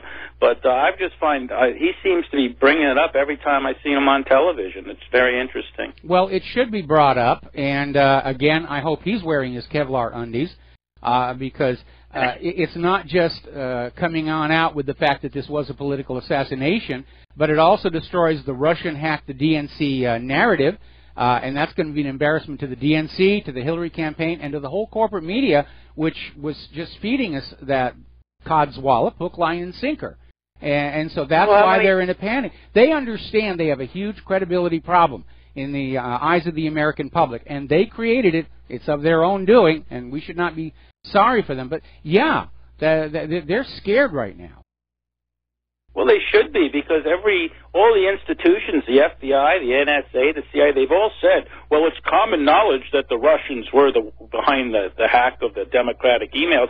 So if this comes out, it blows all their credibility, not just, Hillary. It's the institutions of the whole spy state is really going to fall on its face. But anyway, thanks for your time, Michael. All right, you're welcome. We're going to take a break for commercials, and we'll be right back with more news.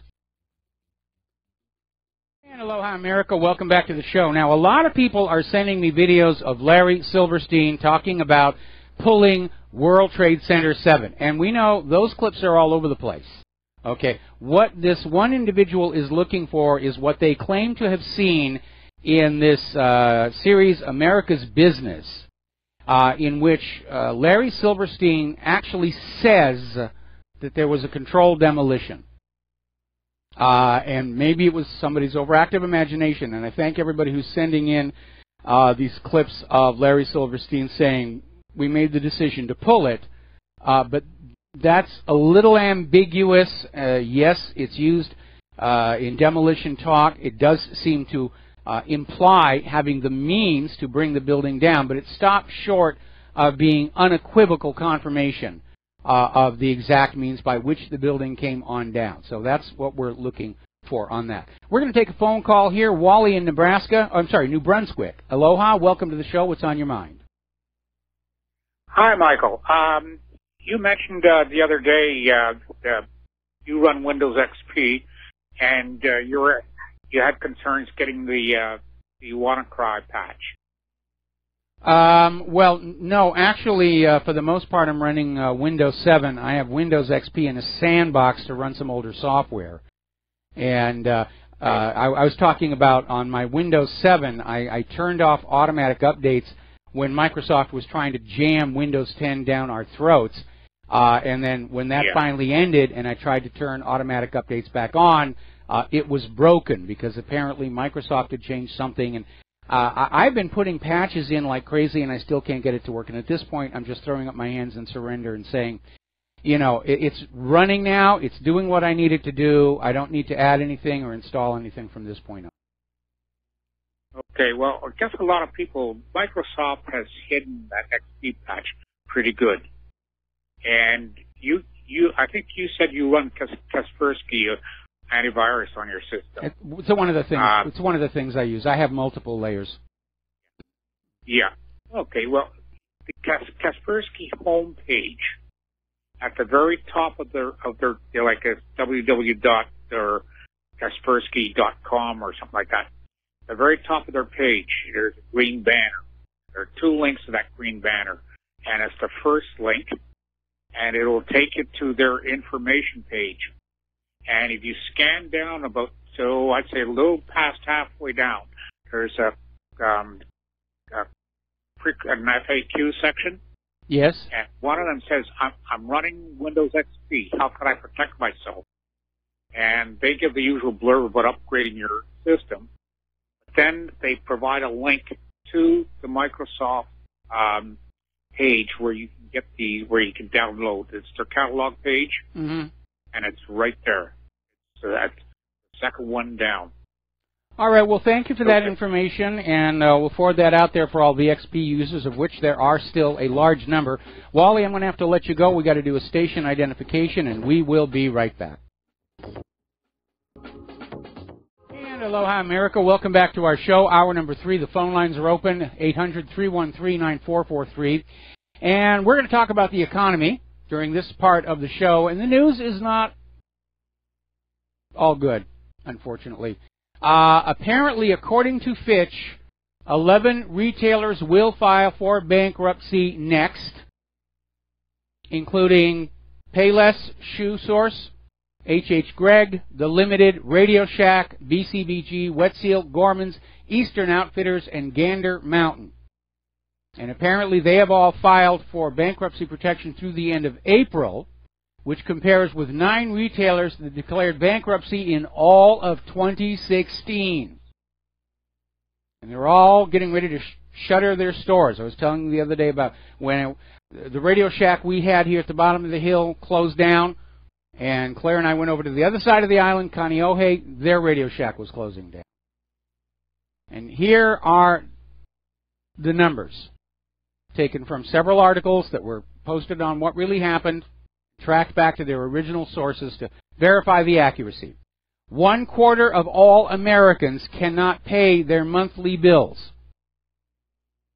A lot of people are being forced to resort to using their credit cards, drowning in even more high-interest debt just to keep the lights on. 44% of the American population have less than $400 in cash with which to deal with an emergency. 90 million Americans cannot find a job and have not been able to find a job for months, if not years. So remind me again how this economy is in a recovery. David Stockman is out there. He's got a forecast. He says the fiscal bloodbath and market crash will occur sometimes this fall between August and November. It has to happen. The only question is when and how desperate the bankers and the government will try and change the rules and rig things to hold it off until somebody else is in office. Now, apparently, a Bloomberg reporter captured a stunning sound bite during last week's event at the American Bankruptcy Institute. And according to judges speaking at an ABI conference Thursday, the U.S. Bankruptcy Court for the Southern District of New York is seeing a sharp rise in bankruptcy cases this year, with Chapter 11 and Chapter 15 filings outpacing the national averages. U.S. Bankruptcy Judge Shelley Chapman said Chapter 11s and Chapter 15s have exploded. The numbers for the bankruptcy court are horrifying. It's starting to come apart because ordinary people do not have money with which to go into the stores and buy things, and it's all starting to come on down because the money junkies can't see that their greed is killing the system. It's killing the goose that has given them so many golden eggs. For an economy to function, the wealth has to be recycled from the top back down to the bottom. That's what keeps it going. When you game the system so that all the wealth flows out of the population and parks itself at the top, the economy cannot function. And that's where we are right now. And until somebody is willing to go up to those money junkies and give them a good poke in the nose and say, wake up, collapse is inevitable. Now, apparently, the commodities bust has hit farm lenders. There are lenders who specifically deal with the farming industry for the year's seeds, equipment, buying and selling the farms themselves, and apparently delinquencies of farm-associated loans have surged 225%.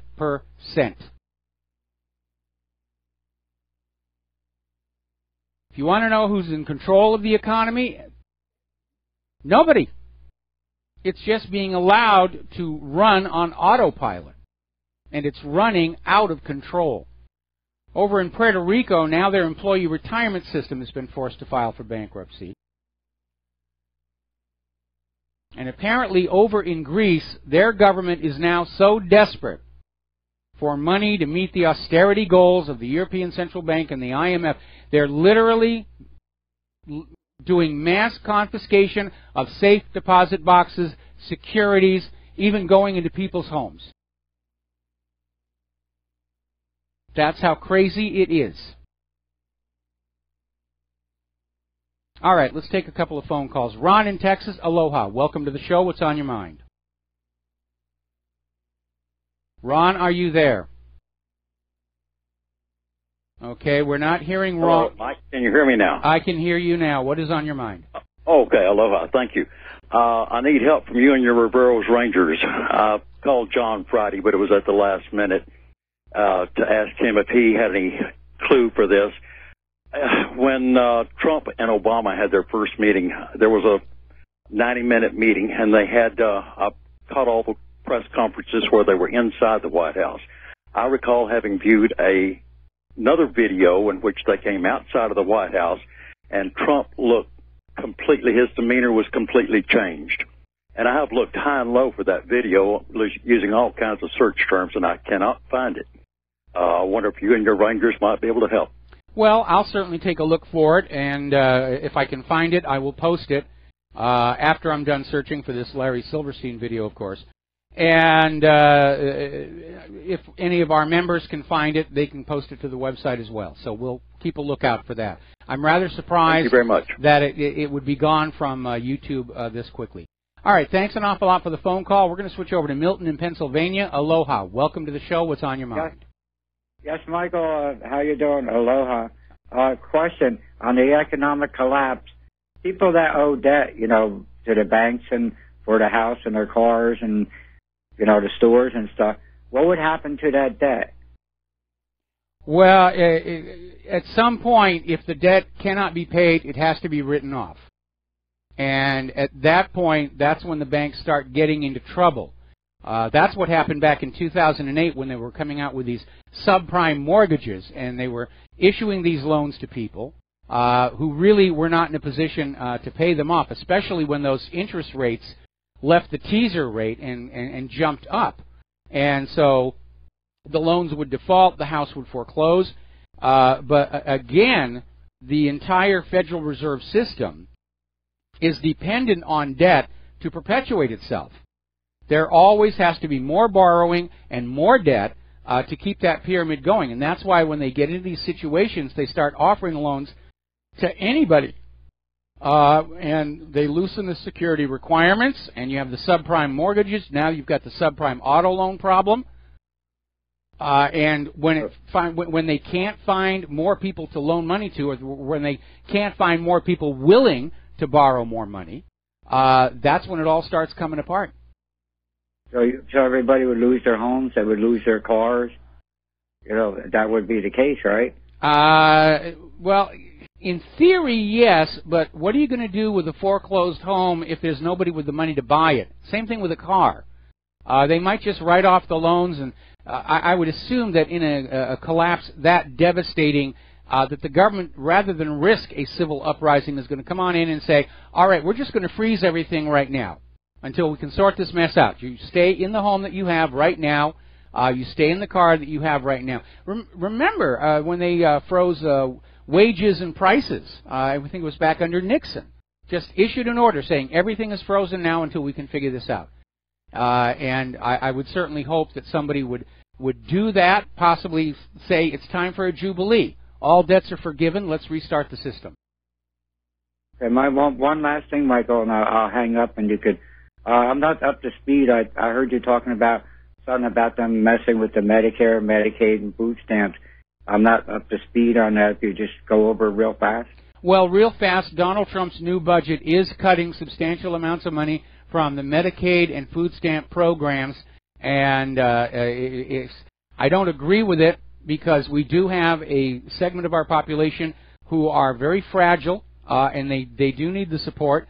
But what we're seeing here is continuance into the wartime economy, where everything produced by everybody goes to the war machine, and there's going to be a lot of suffering here in the United States. And that's an aspect of the last two world wars a lot of people don't know about, that for those individuals who are not healthy enough to go into the military or find a job at the military factories, there was a lot of homelessness. In World War II, it was hard to see because they were still coming out of the Great Depression. But the wartime economy of World War II actually prolonged the suffering of that depression. Okay. Okay, thank you much, Michael. Keep up the great job. All right, thank you very much. We're going to switch over to Sherry in Fredericksburg. Aloha, welcome to the show. What's on your mind? Aloha, Mike. This is about Social Security benefits, and now they are projected to go down in 2019, 2020, but it won't be anything to do with Trump, and this is how I know. When I took mine, when the baby boomers were taking theirs, a lot of them were taking them early. And so I asked before I decided if I wanted to go full benefits or if I wanted to take them in early, I asked when all the baby boomers that are taking early benefits on Social Security, when they all amortize out, because you get this upfront money, see, if you take it early. But at some point you go through that, then you're in with everyone else. When they amortize out to where everyone is sort of on equal footing because the baby boomers have spent their upfront money, I said, will at that time the benefits go down? And they said, yes, they will. And I said, okay, and they said, you will be this age. Okay, that age is going to be in 2019 or 2020. And I want people to know, I know you're talking about Medicare, but Social Security benefits back in the Obama time were expected to go down when the baby boomers took their upfront money, which made sense to me that they do something like that. That's not really what's going on. What's going on is that back under President Bill Clinton, he looted the cash surplus that was built up for the baby boomers and spent it as general revenues. And he basically termed it a loan. There was a special treasury bond that was issued to the Social Security Trust Fund for that money that was taken out. But the federal government has never been in a position to redeem those treasury bonds. And that's why they're now having to basically cut the support to those baby boomers. Because Bill Clinton basically embezzled their retirement funds and spent them to make himself look good with his magic budget surplus, and now they're basically having to dump the losses onto the retiring workers. Yes. Well, I'll tell you what, they really tried to get me to take it early. They said, oh, no, don't wait these years. Go ahead and take it now. You have all this lovely upfront money to work, and go ahead and take it early. See, this has made me really suspicious because when it comes time for them to decrease the benefits, if I took it early, I'm going to be starting from a lower position, which means going forward, and when you're healthy and you think you might make it through your 80s just fine, you're going to lose a lot of money.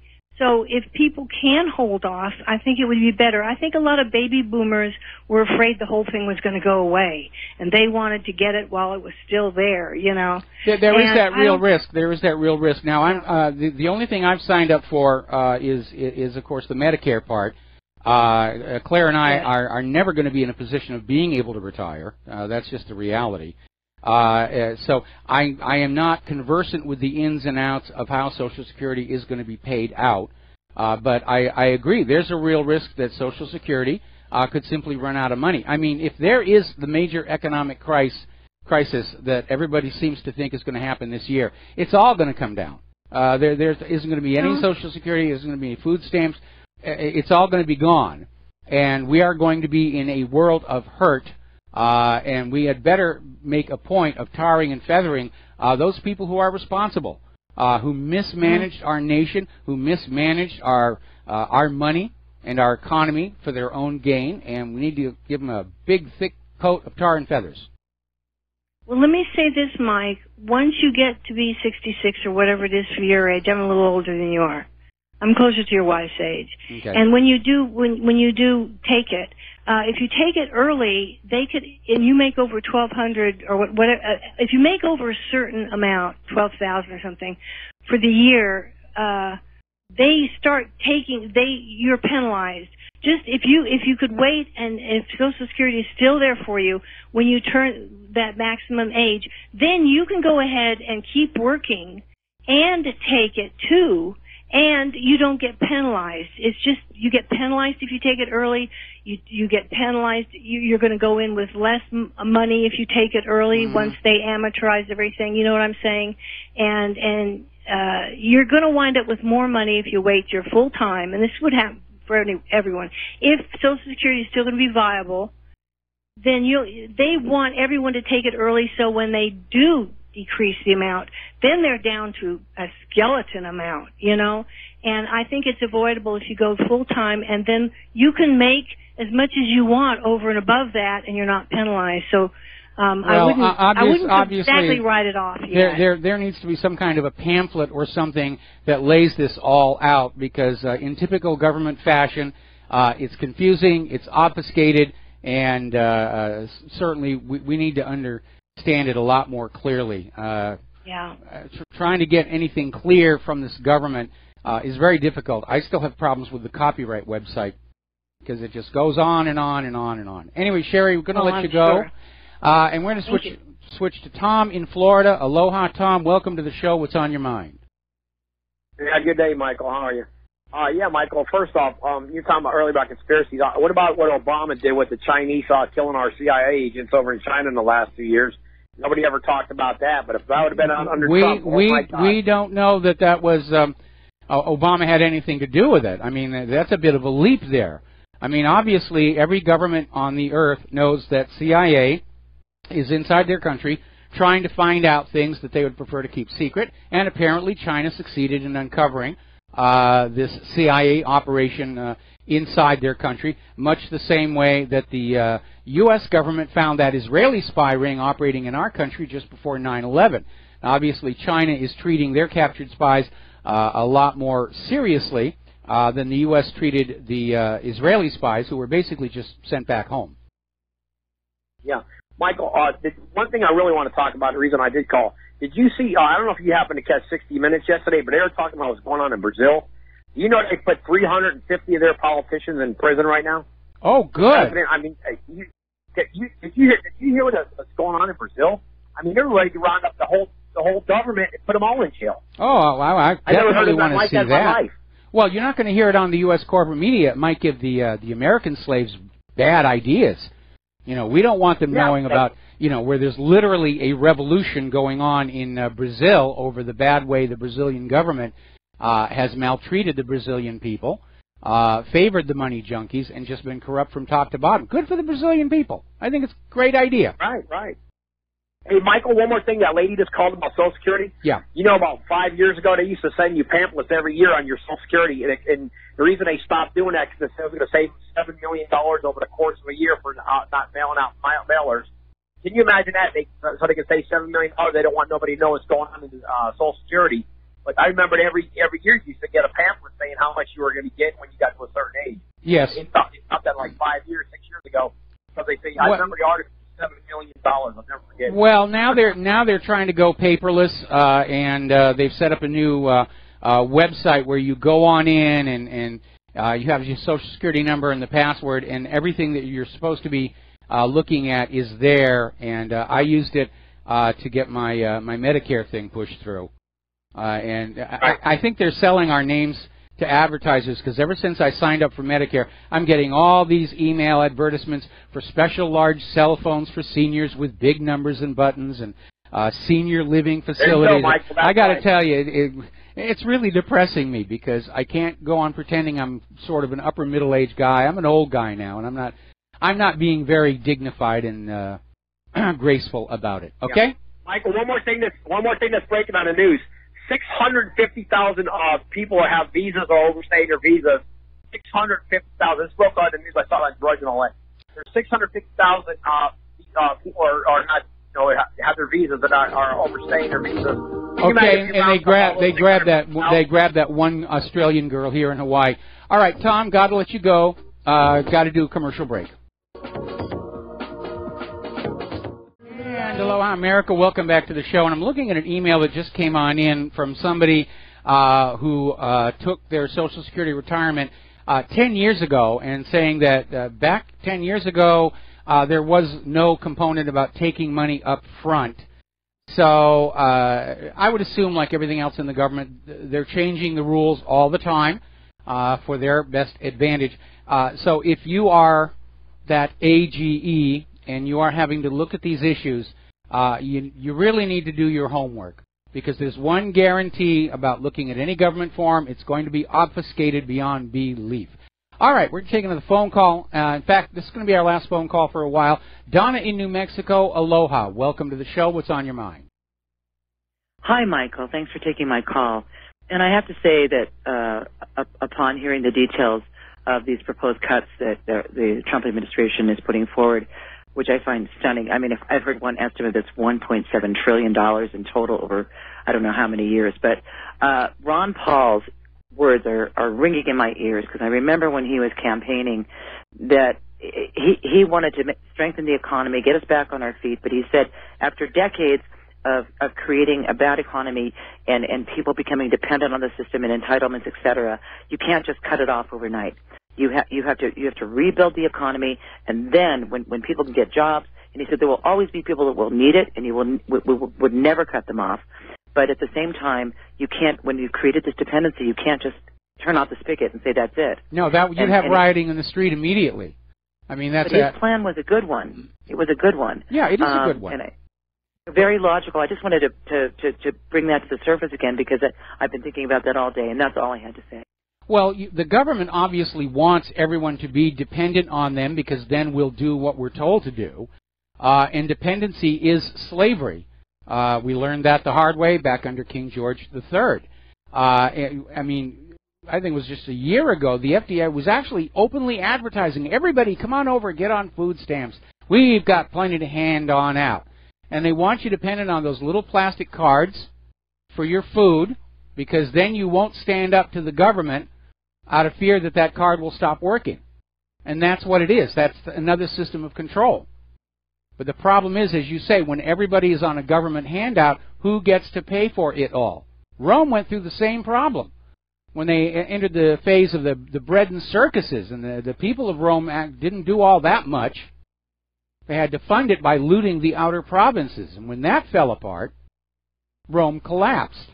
Which is why I keep saying there are a lot of similarities between what is going on in Washington, D.C. today and what led to the downfall of Rome, and for that matter, the Soviet Union. Okay, all right, we're going to close the phone lines for a while. We're going to get back to the news here. Still talking about the economy. Bitcoin soared through $2,100. It's now up over 135% year to date. And I have to tell you, I am wondering if we're looking at some kind of a bubble or a manipulation, somebody to get very rich with a pump and dump, or maybe to simply send it on up, get everybody to invest in it, then crash it to sort of destroy the idea of cryptocurrencies and lure us all back to the warm embrace of the Federal Reserve note. But for Bitcoin to be going up this much, this quickly, frankly, it doesn't feel right. It doesn't feel like real economic activity. It feels like manipulation. Now, as I mentioned earlier in the show, part of this little deal that Trump is working out with Saudi Arabia is going to pledge $20 billion to the Blackstone Corporation for American infrastructure development. Sounds like good news. We're going to get our infrastructure repaired, at least partly. And obviously Blackstone Group is going to be hiring a lot of people to do that work. The problem is they're talking about toll roads and other works that will, for all intents and purposes, be owned by Saudi Arabia rather than we, the American people. So there is a reason to be concerned about that. It's a reason to be concerned about that, because the original model in this country was that your taxes were spent to build roads, airports, various other things, and they were the collective property of the American people, and you were not charged to use them, other than the gasoline and tire taxes, traffic ticket fees, and vehicle registration. That was able to fund it all. So where's all that money going now? We'll be right back after these commercials. And aloha, America. Welcome back to the show here. Now, getting on over to Europe, the European Union, the refugee disaster. Apparently over in Germany, their Federal Integration Commissioner, Aiden Ozo-Uz, is now out there saying German culture does not exist. There's no such thing as a German culture any longer. Diversity is the nation's strength. You need to stop thinking about being German and Oktoberfest and the pretzels and the beer. Let all that stuff go. And just embrace this new kind of fluffy, mushy, nothing really to it social culture. And this guy is also out there saying migrants should not be expected to assimilate to the local culture. This is the New World Order on full display. They're trying to erase everyone's sense of a national, historical, or regional identity. And by the way, the last statue of Robert E. Lee just got taken down today. They want you to forget who you once were. Your mind will be void. You won't have any idea who you are. You won't even know what restroom to be using. But that's okay. We'll tell you from now on who you are and what your purpose in life is. And it will be beautiful for the money. Now, there's been a lot of talk lately about a new European Union army, which would basically supersede all of the armies of the member states. And the member states are digging their heels in on this one. And Brussels was announcing they're establishing the new EU Army headquarters. And everybody was, oh, this is the beginning of a terror. Well, they opened it. It's called the Military Planning and Conduct Capability Facility. It turns out it's little more than a call center with a staff of 9 people. That's it. Much ado about nothing. Up in Sweden, as you know, their liberal feminist government is trying very hard to be on board with the open borders policy. And Sweden, like so many other countries in the EU, are trying to sort of hide this whole rape problem. But the numbers are starting to get to a position where everybody has to acknowledge what's going on. And a new report from the Swedish newspaper Dagens Nyheter is finding that immigrants, refugees, are behind 90% of all the murders and attempted murders with firearms in Sweden. You can't ignore that that is a problem. But they're going to try. Now, down in France, Marine Le Pen is turning away from her failed attempt to win the presidency, and she's going back to focusing on an overhaul of Front National policy. And apparently, as part of that, she is basically abandoning the Frexit. Apparently, it's not high on her list of things to do, and a lot of people in France are very disappointed at that. That's why they supported her. They want the Frexit. Now then, there is another health warning out there, and this is mostly in Great Britain. Apparently, hepatitis E has been found in European pig products. And this is a very, very serious illness. It attacks your liver. It can cause paralysis. It can be fatal. And cases are rising. And the gastroenterologist at Royal Cornwall Hospital Trust, Dr. Harry Dalton, said the vast majority of cases can be tracked to European pig products such as hams and salamis. So if you are in Great Britain, be very cautious of those products. Ask your supermarket manager, has there been a recall?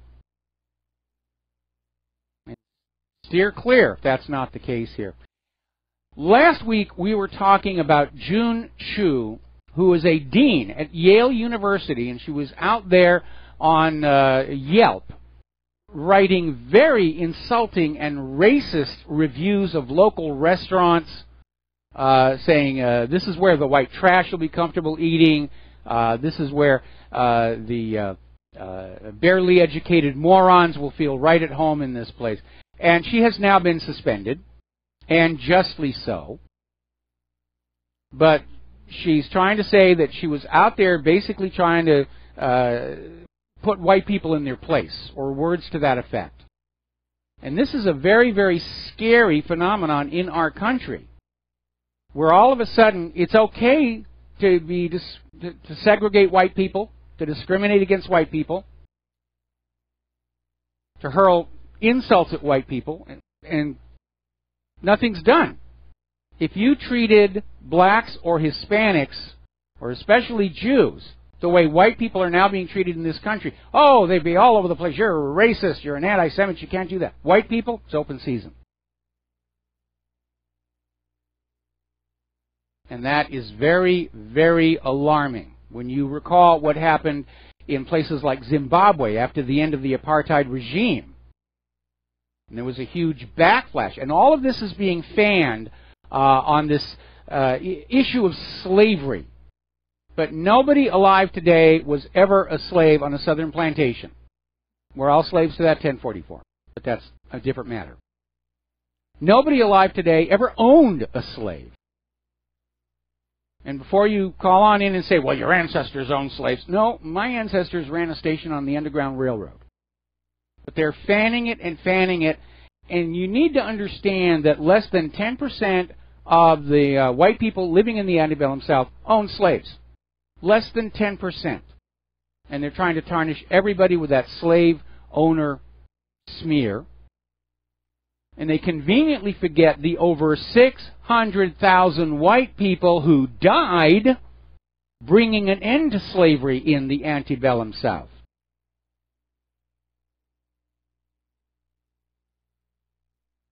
I mentioned bread and circuses earlier. We're at that stage. We have a population of young people, the liberal snowflakes, who have discovered that they can get all the things they want just by screaming loud enough for it. Like the masses in the Colosseum. And a government that is currying their favor by giving them what they say they want, in expectation of electoral support the next election. And that is not how a republic is supposed to work. We're talking about a nation that is rapidly becoming a mobocracy. And that's another symptom of impending collapse of the nation. Now, apparently, there was this bill over in New Jersey, Senate Bill 2830, and it was an attempt to use taxpayer funds to set up an anti-gun study at a university. And it didn't even get off the launch pad. It was basically slammed and saying, you're trying to use the prestige of our college to push the anti-gun agenda. And so as a result, it was never even sent to the floor for a vote. But it was just a very obvious attempt to create an anti-gun think tank fraught with the respectability of, oh, this is a college program, we must pay attention. No matter how ridiculous their pronouncements, it's a college, we must respect it. A lot of the global warming hoax came out of colleges. The Hadley Climate Research Unit at the University of East Anglia, Penn State, plus government agencies like NASA and NOAA. We'll just have them put out the propaganda and everybody will say, oh, it's NASA, it must be true. No. Problems over at Hanford, again, sadly. There's been a second radiation leak, and apparently this time workers were contaminated. And apparently that system of tunnels where they're storing all this material has been found, following inspection, to be deteriorated pretty much throughout the entire system. And so now they're doing an emergency patch of literally trying to cover over the top surface of where the tunnels are with large tarps, so that when the tunnels collapse, that there won't be all that much plutonium release, or so they hope. It's just insane how much damage has been caused by the bomb factory. They haven't even detonated the bombs, and already they're poisoning the world. Okay, WikiLeaks is out there with more information about what's going on with the computers. And they're basically saying the CIA now controls your computer. It's wide open to them. And WikiLeaks is releasing more information from Vault 7. This one is called Athena.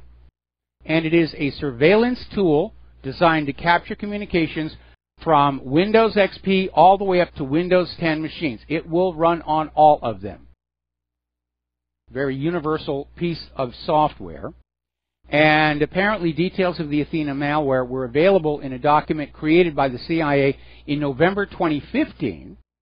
And the malware is said to have been made in conjunction with U.S. cybersecurity firm Siege Technologies, which was acquired by Nehemiah Security late last year. Big business in spying on the American people.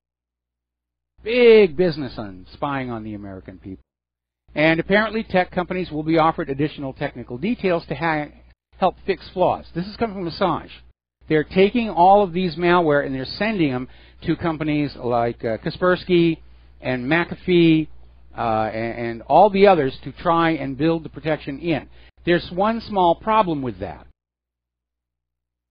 The U.S. government has passed a law where they can go to these security companies and say, you will not detect this malware. It was a big stink back when the FBI came out with Magic Lantern.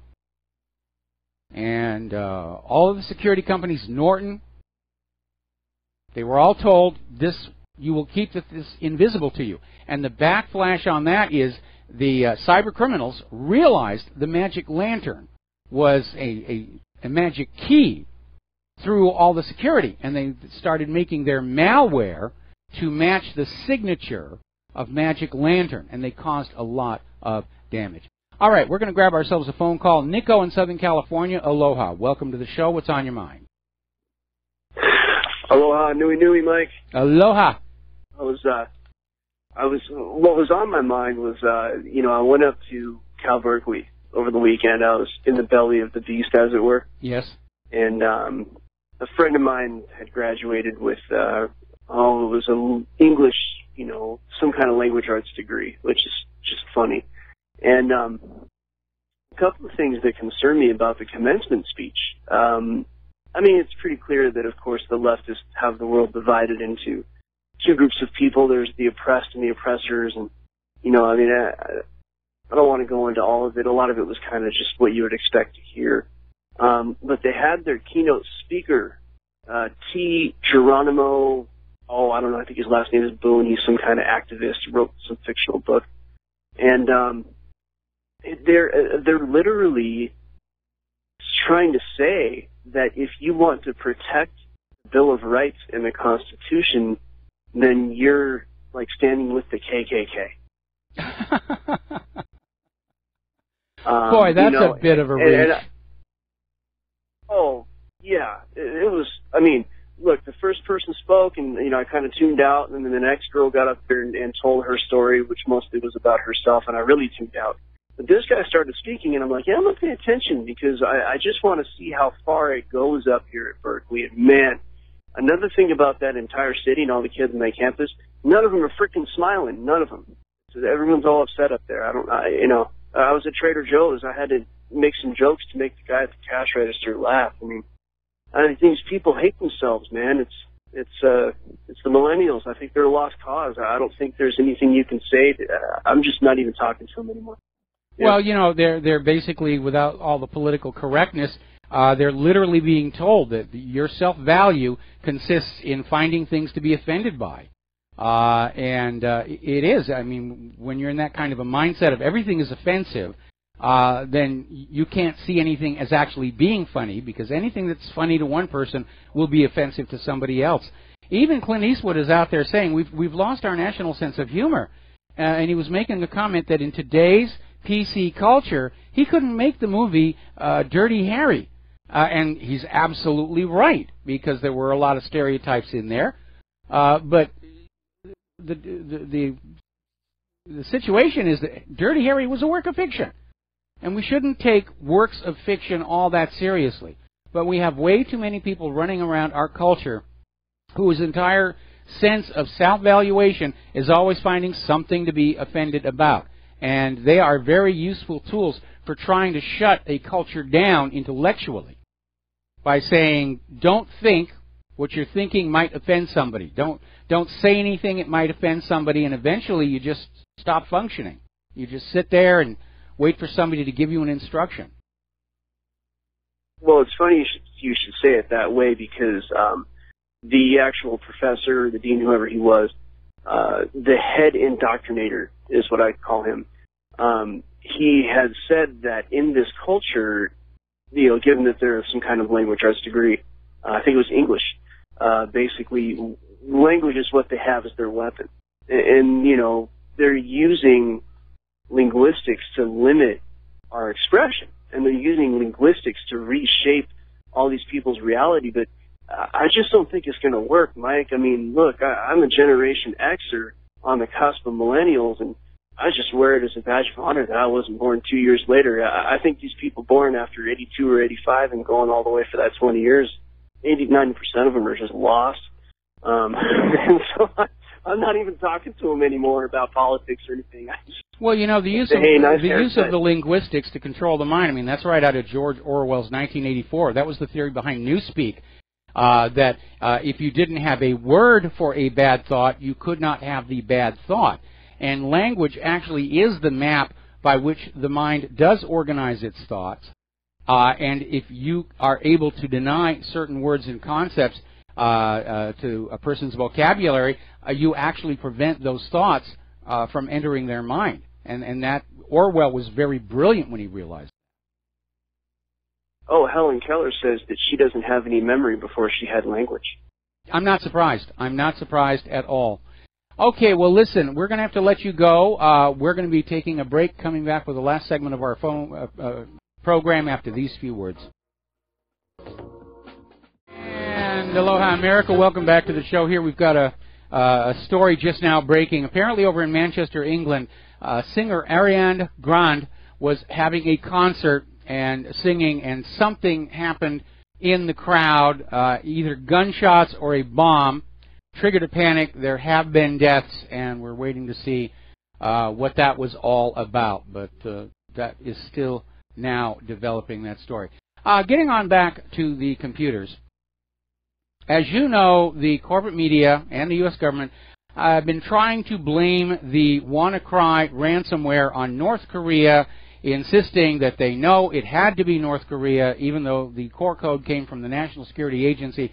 North Korea is officially denying this, of course, and North Korea doesn't exactly have a reputation for excellence in software development of any kind, benign or criminal, and basically says it's just part of this North Korea bash campaign, which we know has been going on all along.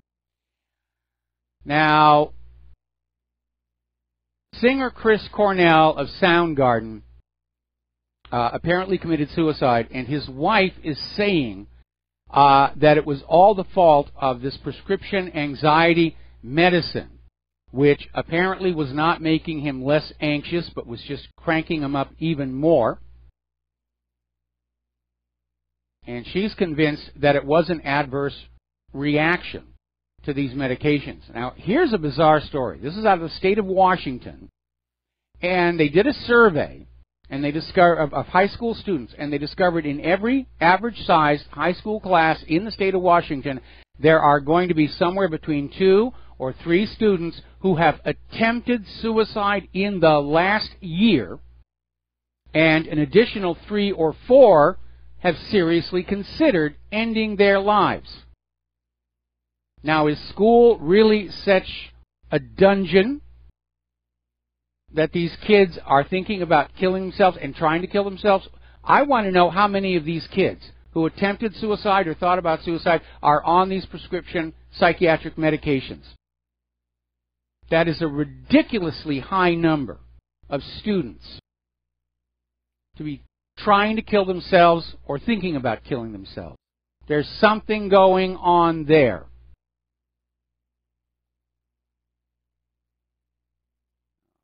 Now,